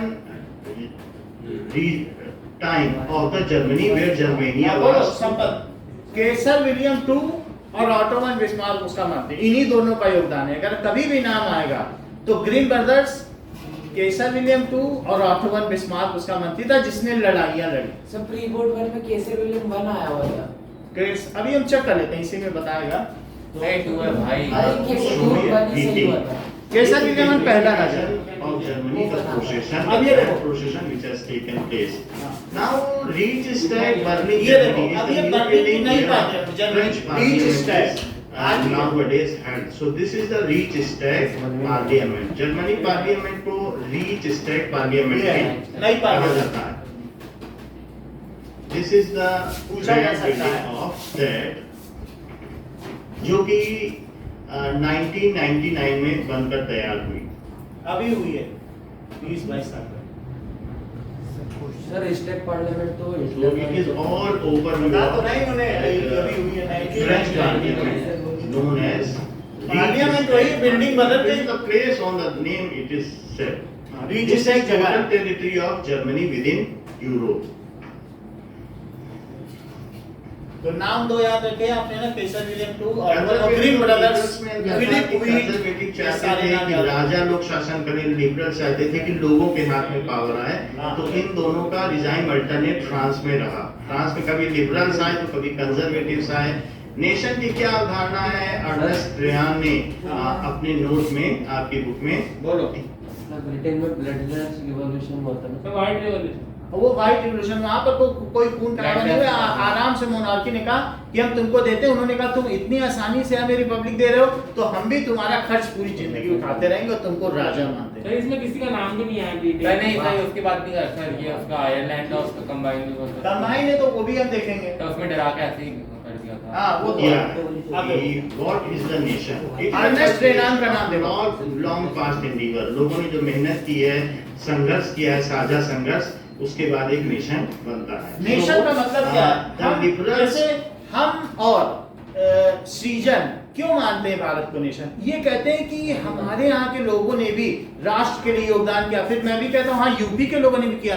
तो हम लोगों ने क्या साझा संघर्ष किया अंग्रेजों के खिलाफ? तो बार बार हम अंग्रेजों को याद करते हैं और हम और ये इस भारत को ही नेशन मानते हैं। ये केरला को नहीं मानते, हम यूपी को नहीं मानते। क्या हमारी एक साझा इतिहास है? बोलो। We have a shared history, common history, जिसमें हम सभी लोगों पर किसी ने क्या किया? अत्याचार किया। तो उस अत्याचार ने हमको एकीकृत कर दिया। सो इस चीज को कहते हैं this is the concept of nationhood and this is given by Ernest Renan. Either on the basis of language और कल्चर और ethic we can be unified. Nation ऐसे ही बनता है, फुटकर में नहीं बनेगा। Now just see Some of the liberals, जैसे हम देखते हैं कि लुई फिलिप बात एक न करें। लिबरल था और चार्ल्स टेंथ एक कंजर्वेटिव था। तो इस तरीके से वहां पर अल्टरनेट शासन होता रहा, लिबरल और कंजर्वेटिव का। ये यूनिफिकेशन है और जनरल कन्फेडरेशन। आप देख रहे हो कि पूरा अलग-अलग उसने रीजन ले लिया। थोड़ा ऑस्ट्रिया का, थोड़ा पोलैंड का, जो एक ग्रुप थोड़ा है, फ्रांस का भी ले लिया। कहा जाता है। फ्रांस भी खत्म कर दिया। कानबर्गर वाज ए जर्नलिस्ट, ये देखो। जिन्होंने नेशन की अवधारणा प्रस्तुत की। कानबर्गर का भी नाम आता है। जनरल नेशनल असेंबली, जिसे हम फ्रैंकफर्ट पार्लियामेंट कहते हैं, उसने विलियम फोर्ड से बोला कि आप हमारे अंडर में शासन करें, लेकिन इसने मना कर दिया। ये देखो। और केसर विलियम ये लास्ट सही में सर केसर विलियम जर्मनी का किंग बना। ये प्रूशिया का राजा था और केसर आपने विलियम टेस्ट में केसर लास्ट में विलियम जर्मनी अब देखो, अभी हम देख रहे हैं। क्योंकि केसर विलियम और इसमें प्रूशिया दिखाया ही है। जर्मनी को एकीकृत किया था, तो प्रूशिया ही जर्मनी कहलाया। और सारी कंट्रीज ने मिलकर एक कमेमोरेशन, एक यादगार बॉक्स बनाया। इंडिया में दिया। Unification of Italy. यूरोप में एक घटना ने दूसरे को प्रभावित किया और इटली में भी इसी तरीके से राष्ट्रवाद का इटली नीचे में है। गिउसेप्पे मजीनी, जिसने यंग यूरोप और यंग इटली की अवधारणा प्रस्तुत की। So Giuseppe Mazzini was a philosopher, उसके नाम पे डाक टिकट जारी किया गया। तो Post stamp। इसने इटली की यूनिफिकेशन में लोगों को, मिडिल क्लास पीपल को जागृत किया।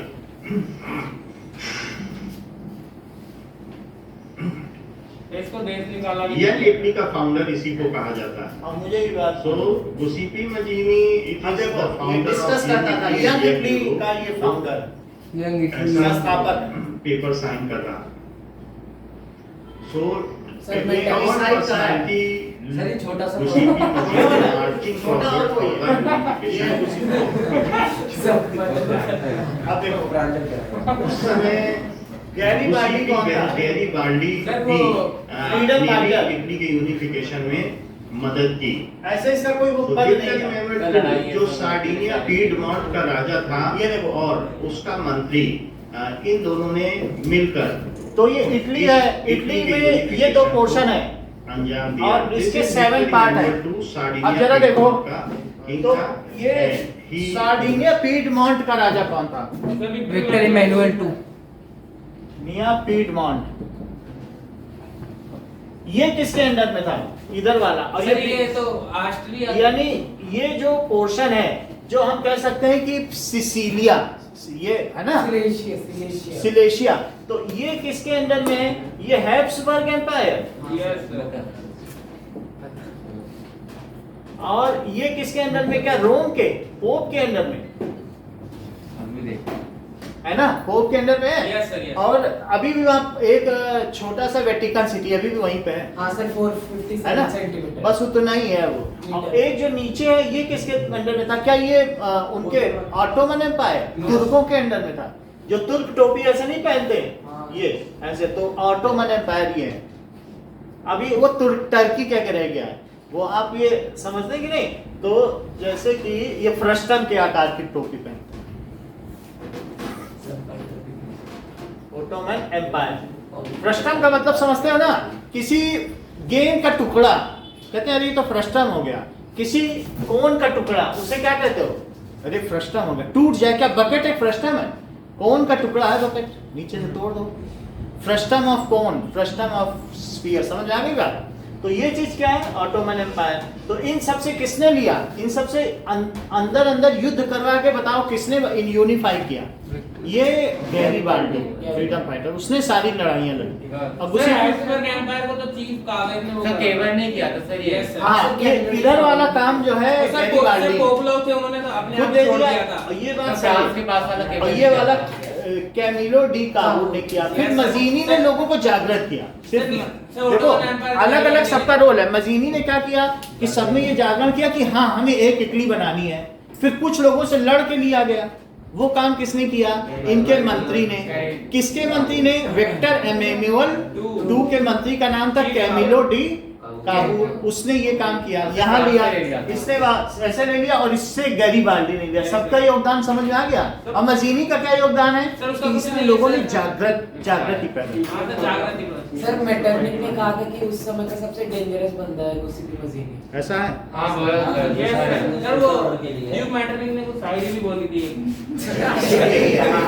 Even France needed and you will catch us. नहीं सर, एक और थी सर, एक और ये अब आगे अरे सर ये बताया था मजीनी उस समय का डेंजरस हाँ सर, डेंजरस एनिमी कुछ ऐसा था। हाँ। Unified Italy. ये देखिए। इटली उस समय थोड़ा सा ऑटोमन एम्पायर यानी खलीफाओं के अंडर में था, थोड़ा ऑस्ट्रिया के अंडर में था, थोड़ा रोम के अंडर में था।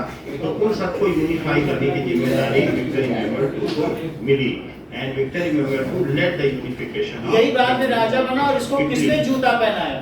गैरीबाल्डी को दिखाया गया है सिंबॉलिक। जो कि सार्डिनिया पीडमॉन्ट का राजा था। वो जूता फिट नहीं हो रहा, उसने जबरदस्ती पहना दिया। ऐसा दिखाया गया। ये अल्टीमेटली ये यूनिफाइड इटली का भी किंग बना। इसका मंत्री that is Camillo de Cavour. ये बहुत चतुर मंत्री था और बाद में ये इटली का फर्स्ट प्राइम मिनिस्टर बना। भारत का बिस्मार्क किसे कहा जाता है? सरदार पटेल। वल्लभभाई पटेल। क्योंकि जो काम ऑटो वन बिस्मार्क ने जर्मनी के लिए किया, 39 कन्फेडरेशन को एक किया, वैसे सरदार वल्लभ भाई पटेल ने हमारे यहाँ की 581 रियासतों को उसको मिलाया। एक साथ मिलाया। तो इसलिए उनको यहाँ का बिस्मार्क कहा जाता है, भारत का बिस्मार्क। अंत में ये मंत्री था विक्टर इमैनुअल का। That is Camillo de Cavour was the minister of Victor Emmanuel two. तो ये क्लेवर पॉलिटिशियन था और इसमें इसने कई खूबियां थी। इटली को यूनिफाई करने में मदद की। ये गैरीबाल्डी एक ट्रेटर था, ये लड़ाका था और इसने बहुत सारे क्षेत्र लोकल पब्लिक की मदद से साउथ जीत इटली को मिलाया। कर इटली में सर, ट्रेटर यूनिफाई मतलब? किए। हॉल ऑफ मिलर्स में अल्टीमेटली All of जो लीडर्स हैं ये भी वर्सलीज में ही है, पैलेस ऑफ वर्सलीज में। कहाँ इटली का राजा जा रहा है? फ्रांस में ताजपोशी के लिए, है ना अजीब बात। ऐसे इधर उधर वहां लोग जाते थे, अपनी ताजपोशी अपने देश में नहीं करते थे। और कहीं जर्मनी है वो ऑस्ट्रिया में ताजपोशी कर रहा है। सर ताजपोशी का मतलब है कि हम राजा हैं। बोलो तो अपने देश में राजा बनोगे कि जाके ब्रिटेन में राजा बनोगे? इटली का ताजपोशी हुई जाके कहाँ पे? वर्सलीज में होगा। अजीब बात। सर, जर्मनी ने भी तो फ्रांस में करा था। जर्मनी और इटली का कहाँ हुआ है? हॉल ऑफ मिरर कहाँ पे है? ये पैलेस ऑफ वर्सलीज। तो ये अजीब बात नहीं कर दिया हाँ सर। कि इटली का होकर के जा रहा फ्रांस में। So the proclaimed as first king of Italy। तो ये किंग बन गया और first prime minister Camillo di Cavour बन गया। हाँ, प्राइम मिनिस्टर याद रखना। गैरिबाल्डी वाज सर और एक बहुत वफादार व्यक्ति था, जिसने रॉबर्टो को यहाँ शूज पहनाते हुए दिखाया गया है कि कैसे वो बूट फिट कर रहा है। सर, किसके तो गैरिबाल्डी ने विक्टर इमैनुअल जो विक्टर इमैनुअल 2 को वो शू पहना रहा है कि फिट नहीं हो रहा, जबरदस्ती की चलो इस सातों की जिम्मेदारी अब तो हमारी है। तो ये बात है, जो वो सिलीस के वो नहीं थे हाँ, सिलीस, क्षेत्र, 1845 तो वो कौन सा उसने एम्पायर के क्षेत्र में रीजन में था। 1859 लिखा है, तो मुझे लगता है इसी के आसपास ये इटली वेरीफाई हुआ। 1861 नहीं लिखा। depicting that. अब ये देखो, This is again the picture of Garibaldi, जो लोकल पीपल की मदद से उसने वहां पर इटली में यूनिफिकेशन कराया। यहाँ आप देख सकते हैं कि this is the pink colour, blue colour, green colour, ये अलग-अलग लोगों के साथ। ये रोम के अंडर ग्रीन में, ऑस्ट्रिया के अंडर में था, पिंक रोम के अंडर में था। अब ये यूनिफाई हो गया। सर ये और इटली ब्लू है। यूनिफाई के पहले अलग अलग था, बाद में सब यूनिफाई हो जैसे गया। वैसे और अलग दिखाया। से जो दिखाया गया है वो सार्डिनिया पीडमोंट है, जो साइड में दिखाया गया।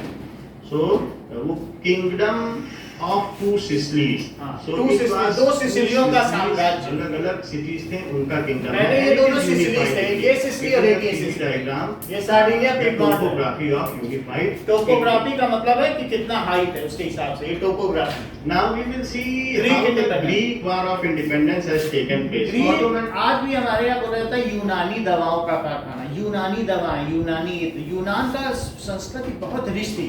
क्या पूरे यूरोप ने ग्रीक से यानी यूनान से कल्चर लिया था? तो ग्रीक कल्चर है, ग्रीक कल्चर, रोमानियन कल्चर, जितनी पेंटिंग्स थी क्या वो सब रोम की थी? तो ग्रीक और रोम दो प्राचीन शहर थे जो बहुत फेमस थे और इनमें युद्ध हुआ करते थे। तो अब ग्रीक को कैसे इंडिपेंडेंस मिली, जरा ये भी देखने की बात है। क्या इसमें ब्रिटिश के किसी राइटर ने मदद की? Sir Lord Byron, Lord Byron, Lord sir Lord Byron, Lord Byron ने इसमें मदद की, जगह जगह से उसने पैसा इकट्ठा किया, लड़ाइयां लड़ी। ग्रीक किससे लड़ाई लड़ी? ग्रीक वॉर ऑफ इंडिपेंडेंस में ग्रीक किसके अंडर में था बताओ? ये नीचे ग्रीक है, ये इटली के बगल में है ग्रीक। ऑटोमन एम्पायर, तो उसने लड़ाई लड़ी और बाद में मारा भी गया। देख लो, वहां पर 18,000 ग्रीक्स को, इनोसेंट ग्रीक्स को मार दिया गया। और ये रोमानियन पिक्चर से दिखाया जा रहा है कि ग्रीस पर कितना अत्याचार हुआ। ग्रीक ने पूरे यूरोप को ज्ञान दिया, इंटेलेक्ट दिया। ग्रीक ने, आप ये समझिए कि इतना ज्यादा मारकाट मचाई ऑटोमन वालों ने कि वो पूरे ग्रीकियंस को मार ही डालना चाहता था। उसने मिलियंस लोगों को मारा, मिलियंस ग्रीक, और 2000 साइंटिस्ट को देश निकाला दे दिया गया।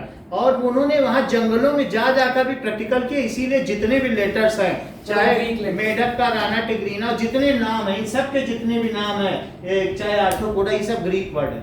तो उनको हम एक ट्रिब्यूट दे रहे हैं कि तुमने जंगलों में जाकर साइंस पैदा की है, तो ये हमारी आपके प्रति एक तरीके की श्रद्धांजलि है। तो all the names are on basis of Greek. समझ आई बात कि नहीं? दिया देखो, और अल्टीमेटली ग्रीक को ही ऑटोमन एम्पायर ने ये उनका झंडा टॉर्चर किया।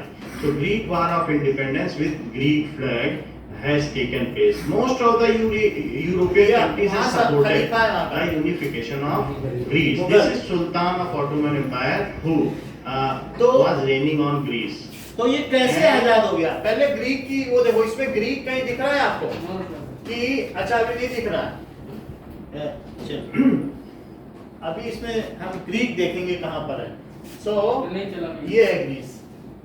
अच्छा, यहाँ पर दिस इज ग्रीस, और फिर बाकी मैकेडोनिया और जो दूसरी चीजें हैं, दिस इज यहाँ पर ऑटोमन एम्पायर, ये सब है। और ये इसके अंदर में समझ आई बात कि नहीं? सर ग्रीक का ये है ग्रीस। सर कहाँ? वो दिख रहा ना, वो रहने ये यूरोप के नीचे में चले जाओगे तो यही ग्रीस है। समझ नहीं बात? So this is Greece, and ये किसके अंडर में है? ऑटोमन एम्पायर के अंदर में है। ग्रीस और ग्रीक सेम है। ग्रीस और ग्रीक तो एक ही बात है, ग्रीक लैंग्वेज हो गई, एक लैंग्वेज हो गई। और ऑटोमन एम्पायर में उस समय खलीफा के लिए लड़ाई हो रही थी, क्योंकि वहां पर ज्यादातर शासकों में जब इनके पैगंबर मोहम्मद के जाने के बाद खलीफों के लिए बहुत युद्ध हुआ, क्योंकि समझ नहीं था, वहां पर आपस में दो धड़े बन गए।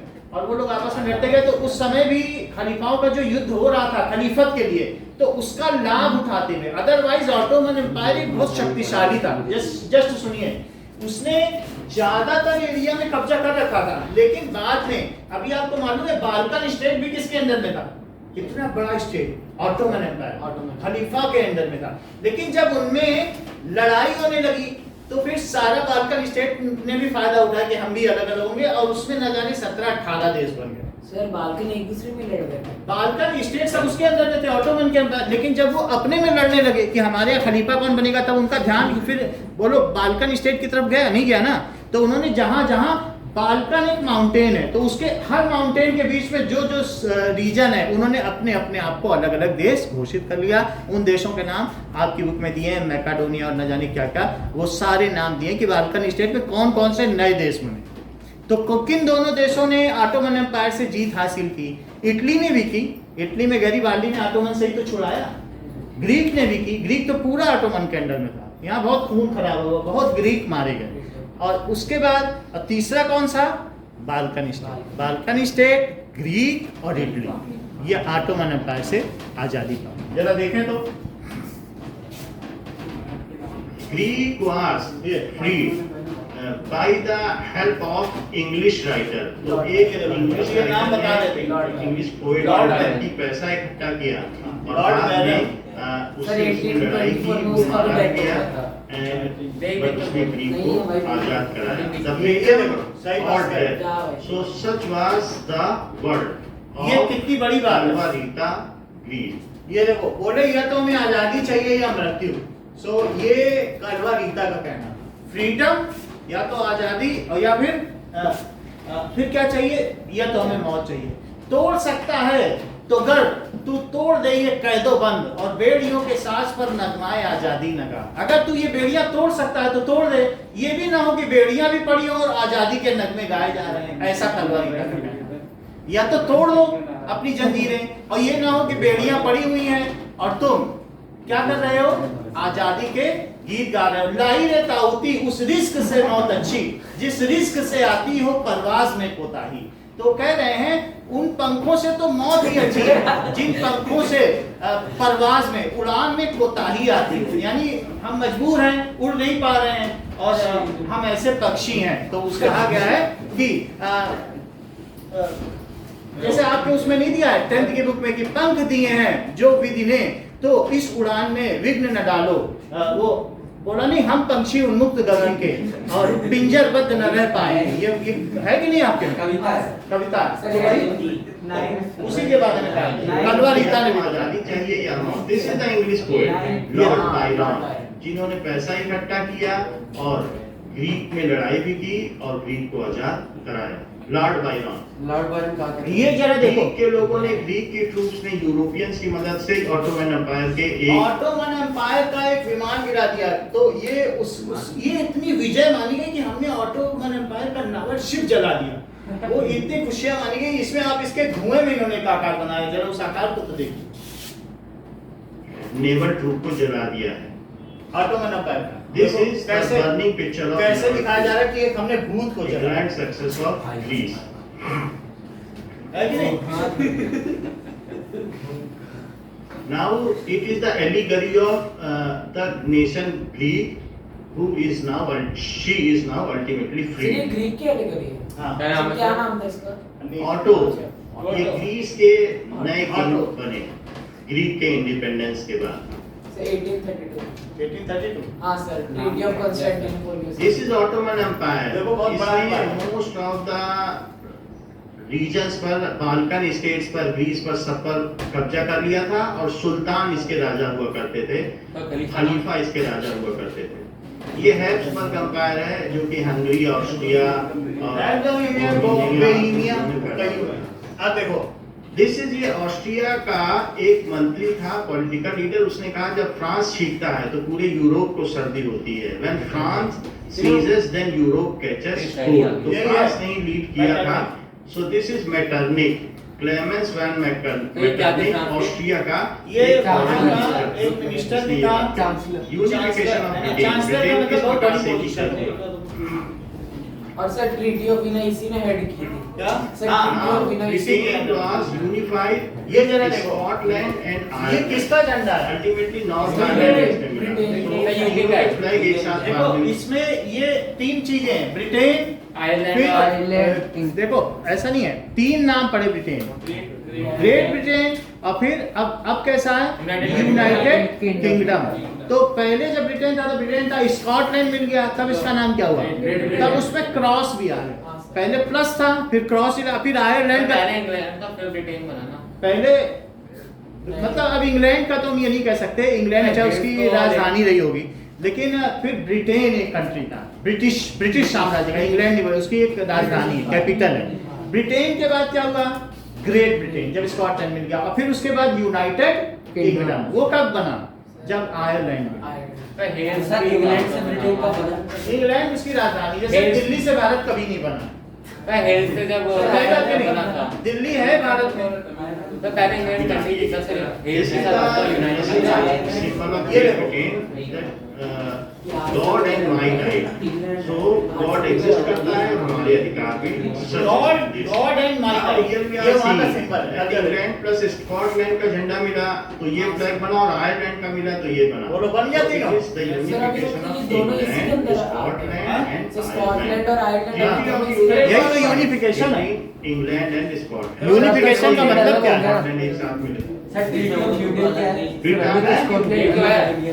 अब ट्रीटी ऑफ यूनियन में दिखाया गया कि स्कॉटलैंड जो है वो आके दे रहा है कि ये मेरा ताजपोश है, ये मुकुट है, ये तुम्हारे कदमों में है। बोलो ये किसी तरीके का साझेदारी हुई, ये धोखा हुआ। महारानी विक्टोरिया ठाठ से बैठी अपने सिंहासन में, और वो कदम घुटनों पे झुका हुआ अपना क्राउन रख रहा है, और ये दिखाया जा रहा है कि दोनों यूनिफाई। ये यूनिफिकेशन तो नहीं, ये तो स्लेवरी है। और जब वहां पर स्कॉटलैंड की जब पहली वहां पर सभा हुई तो स्कॉटलैंड की ड्रेस का मजाक उड़ाया गया, और जब पहली बार यहाँ पर आपने देखा कि ये जो कॉमनवेल्थ हुए थे ना दिल्ली में, तो स्कॉटलैंड ने पूरी शान और शौकत के साथ अपनी उसी ड्रेस में, खूब बड़ी बड़ी फ्रॉक होती है, तो उसमें पहन के वो डांस दिखाया, इतना सुंदर नृत्य था। और ये दिखाया कि हम इंग्लैंड के अंडर में नहीं रहना चाहते, यूनाइटेड किंगडम में, हमारी सभ्यता का मजाक उड़ाया जा रहा है, and we want to free. और अभी भी वहां पर आए दिन लड़ाई होती है, स्कॉटलैंड अलग होना चाहता है। So we will see this. Cricket में टीम उस समय वो पूरे वर्ल्ड में रेन ब्रिटेन का पूरे देश बोलते हैं कि सन जो है ब्रिटिश में उदय होता है और ब्रिटिश में अस्त होता है, ऐसा होता है। in this all the ये बोला ही जाता है देवी देवता कि sun never sets in British food. बर्तानिया के साम्राज्य में सूर्य कभी अस्त नहीं होता, क्योंकि उदित होता है जापान से, निप्पन से, और अस्त होता है तो ये जाकर के दूसरी तरफ कनाडा और ये जो साउथ अमेरिका का दूसरा हिस्सा, जापान में ब्रिटेन के अंदर था। समझ में आई बात कि नहीं? पूरा विश्व किसके अंदर में था? ब्रिटिश के अंदर में। तो बोलो वहाँ सूर्य कभी अस्त होगा?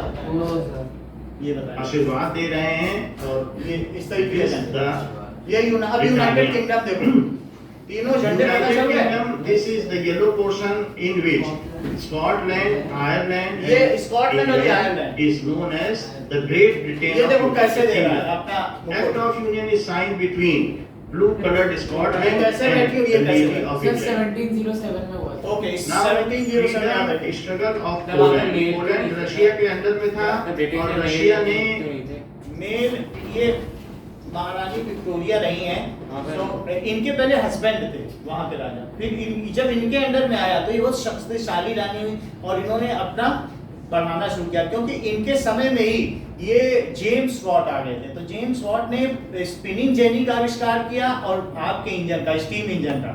तो इन दोनों आविष्कारों से, साइंस के 2 आविष्कारों से ये इतना आगे बढ़ गए यूरोपियन कंट्री। फिर इन्होंने जगह जगह कहा कि हमको तो और कपड़ा चाहिए, और कोयला चाहिए। तो कहाँ से कपड़ा मिले? बोले भारत को जीतो, उसको जीतो, उसको जीतो, जिससे कि एक मशीन 1000 टी-शर्ट बना सकती है। उन्होंने कहा कि हमें अगर कच्चा माल मिले तो पूरी दुनिया को बेचेंगे और बहुत पैसा हो जाएगा। लेकिन कच्चा माल कहाँ से मिले? तो इसके लिए इनको उपनिवेशवाद इन्होंने बढ़ाना शुरू किया, अपने उपनिवेश की जगह जगह पर, जिसको आप क्या कहते हैं कि क्या कहते हैं, जैसे कॉलोनाइजेशन। तो कॉलोनाइजेशन इंडिया में किया, अफ्रीका में किया। तो ये बात समझ में आ गई ना? तो अब जरा देखिए, अब ये पोलैंड के पोलैंड में लोगों को पॉलिश लैंग्वेज बोलने से मना कर दिया था। ये रशिया का निकोलस II है, उसने वहाँ के चार निकोलस चर्च है। और पोप को बोल दिया ये था इतने- रशियन लैंग्वेज में। इतने क्रूर शासक हुआ करते थे कि अगर एक पौधा लगा दें, वो पौधा भी मुरझा जाए तो 200 साल तक वहाँ गार्ड लगा रहेगा कि मतलब पौधा मुरझाएगा तो तुम्हारा सर काट दिया जाएगा। इतने क्रूर शासक।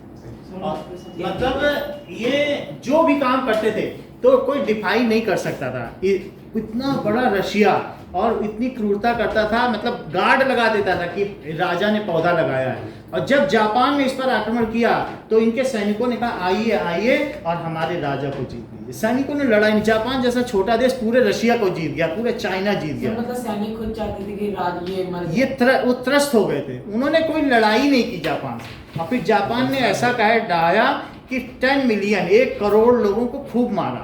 लोग इतने त्रस्त हो गए, अगर आज भी दुनिया में पूछी जाए सबसे निरंकुश और भयानक से, उसने क्या किया कि उसने वो जिसको ब्रॉथल, उसने वेश्या खाना खोल दिया पूरे रशिया में और चाइना में। इतने निरंकुश थे, दुनिया ने कहा जापान को सेना मत देना। आज भी जापान के पास सेना नहीं है। अमेरिका पे डिपेंड है। फिर इसलिए क्योंकि ये इतने निरंकुश हो गए, 2 देश को जीतने के बाद जापान की शक्ति बढ़ गई, तो सेकंड वर्ल्ड वॉर में जापान भी तो हारा। जब इधर ये हिटलर हारा तो उधर जापान हार गया, क्योंकि उधर परमाणु बम का आविष्कार हो चुका था, उसी समय हुआ था अमेरिका में। तो लोगों ने कहा ये कैसा बम है, तो आप समझ गए ना। और आज भी उनकी सेना नहीं है। अगर कोई पूछे कि सबसे निरंकुश सेना किसकी थी तो जापान का ही नाम लेना। निरंकुश मतलब इट इज एब्सोल्युटली एब्सोल्यूट है। अब बस किसी को भी मारना नहीं, जिस पर कोई अंकुश ना हो, there is no curb on its powers, तो उसको कहते हैं विदाउट कर्विंग। कोई उस पर वही नहीं, जोरी नहीं, अपने मन से जो कर रही है as per its whim and fancy rules. अब देखिए, तो अब केवल हम पोलैंड पढ़ोगे, का आप देखिए। पोलैंड की लैंग्वेज में नहीं पढ़ोगे, पोलिश लैंग्वेज में। This is Nicholas II। इससे वहाँ के लोगों में एजिटेशन हुआ कि उनकी लैंग्वेज उनसे छीन ली गई है, एंड अल्टीमेटली पोलैंड का मैप देखा ना, ये लिखा था। एक इंडिपेंडेंस के लिए वार शुरू ये देखो रशिया हुआ। के बगल में ये है पोलैंड, ये This is the है इतना मिला orange Poland. color Russia and Poland side by इनसे side. बोला This is Russian the language में तुम पढ़ोगे, Alexander बाय बाय। II. So when Polish Caesar language- Constantine was beard by the Russian क्या? kings. वो लिखा है अलग नहीं। Alexander II of तो कितने शानो शौकत से रहे? Tsar Nicholas and Alexander. ये पोलैंड Now, है। this is the Poland. Light yellow colour में पोलैंड दिख रहा है, तो पोलैंड का यूथा जुआना हो गया। ये independence मिल गई। पोलैंड गॉट बनाई का? Independence from Russia. वहाँ के पोप ने चोरी अपनी लैंग्वेज में लोगों को पोलिश लैंग्वेज में सिखाना जारी रखा। सर को बाल्कन स्टेट ये टोटल स्टेट ऐसा था जो माउंटेनियस रेंज से घिरा हुआ था और ऑटोमन एम्पायर के अंडर में था। तो ये रिमोट रीजन में यहाँ के लोग आपस में लड़ा करते थे, क्योंकि एक सुनिए, बाल्कन स्टेट कहाँ दिखाई गई है? ये ग्रीक के नीचे के स्टेट है क्या बाल्कन स्टेट? वहीं पर बगल में इटली है, ये बाल्कन स्टेट है। और ये पूरा फिर अब टर्की छोटा सा सिमट के रह गया ना, ठीक है कि नहीं? तो बाल्कन स्टेट भी एक पहाड़ियों के बीच का टेरिटरी स्टेट है। छीनने के लिए, सुनिए। और ऑटोमन एम्पायर खलीफा जंगलों में अक्सर अच्छी तरीके से ये पहाड़ों के बीच का रीजन है। सर बाल्कन माउंटेन्स भी है। हाँ, बाल्कन माउंटेन्स के बीच का ही तो रीजन बता रहा हूँ। बहुत सारे माउंट्स के पीछे प्लेन एरिया था, तो उनमें अलग अलग कल्चर थे। तो वो सारा क्या था, किसके अंडर में था? ऑटोमन एम्पायर के अंडर में।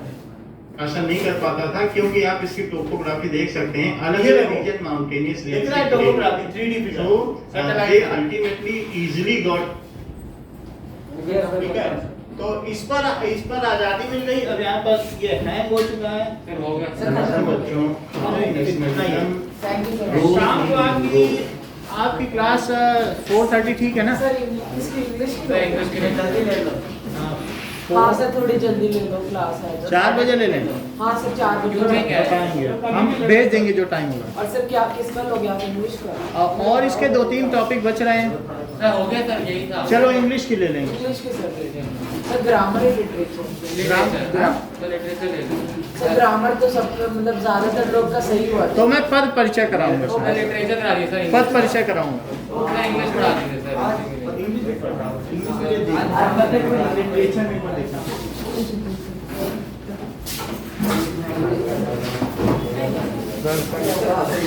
और आंसर भाई टेस्ट बना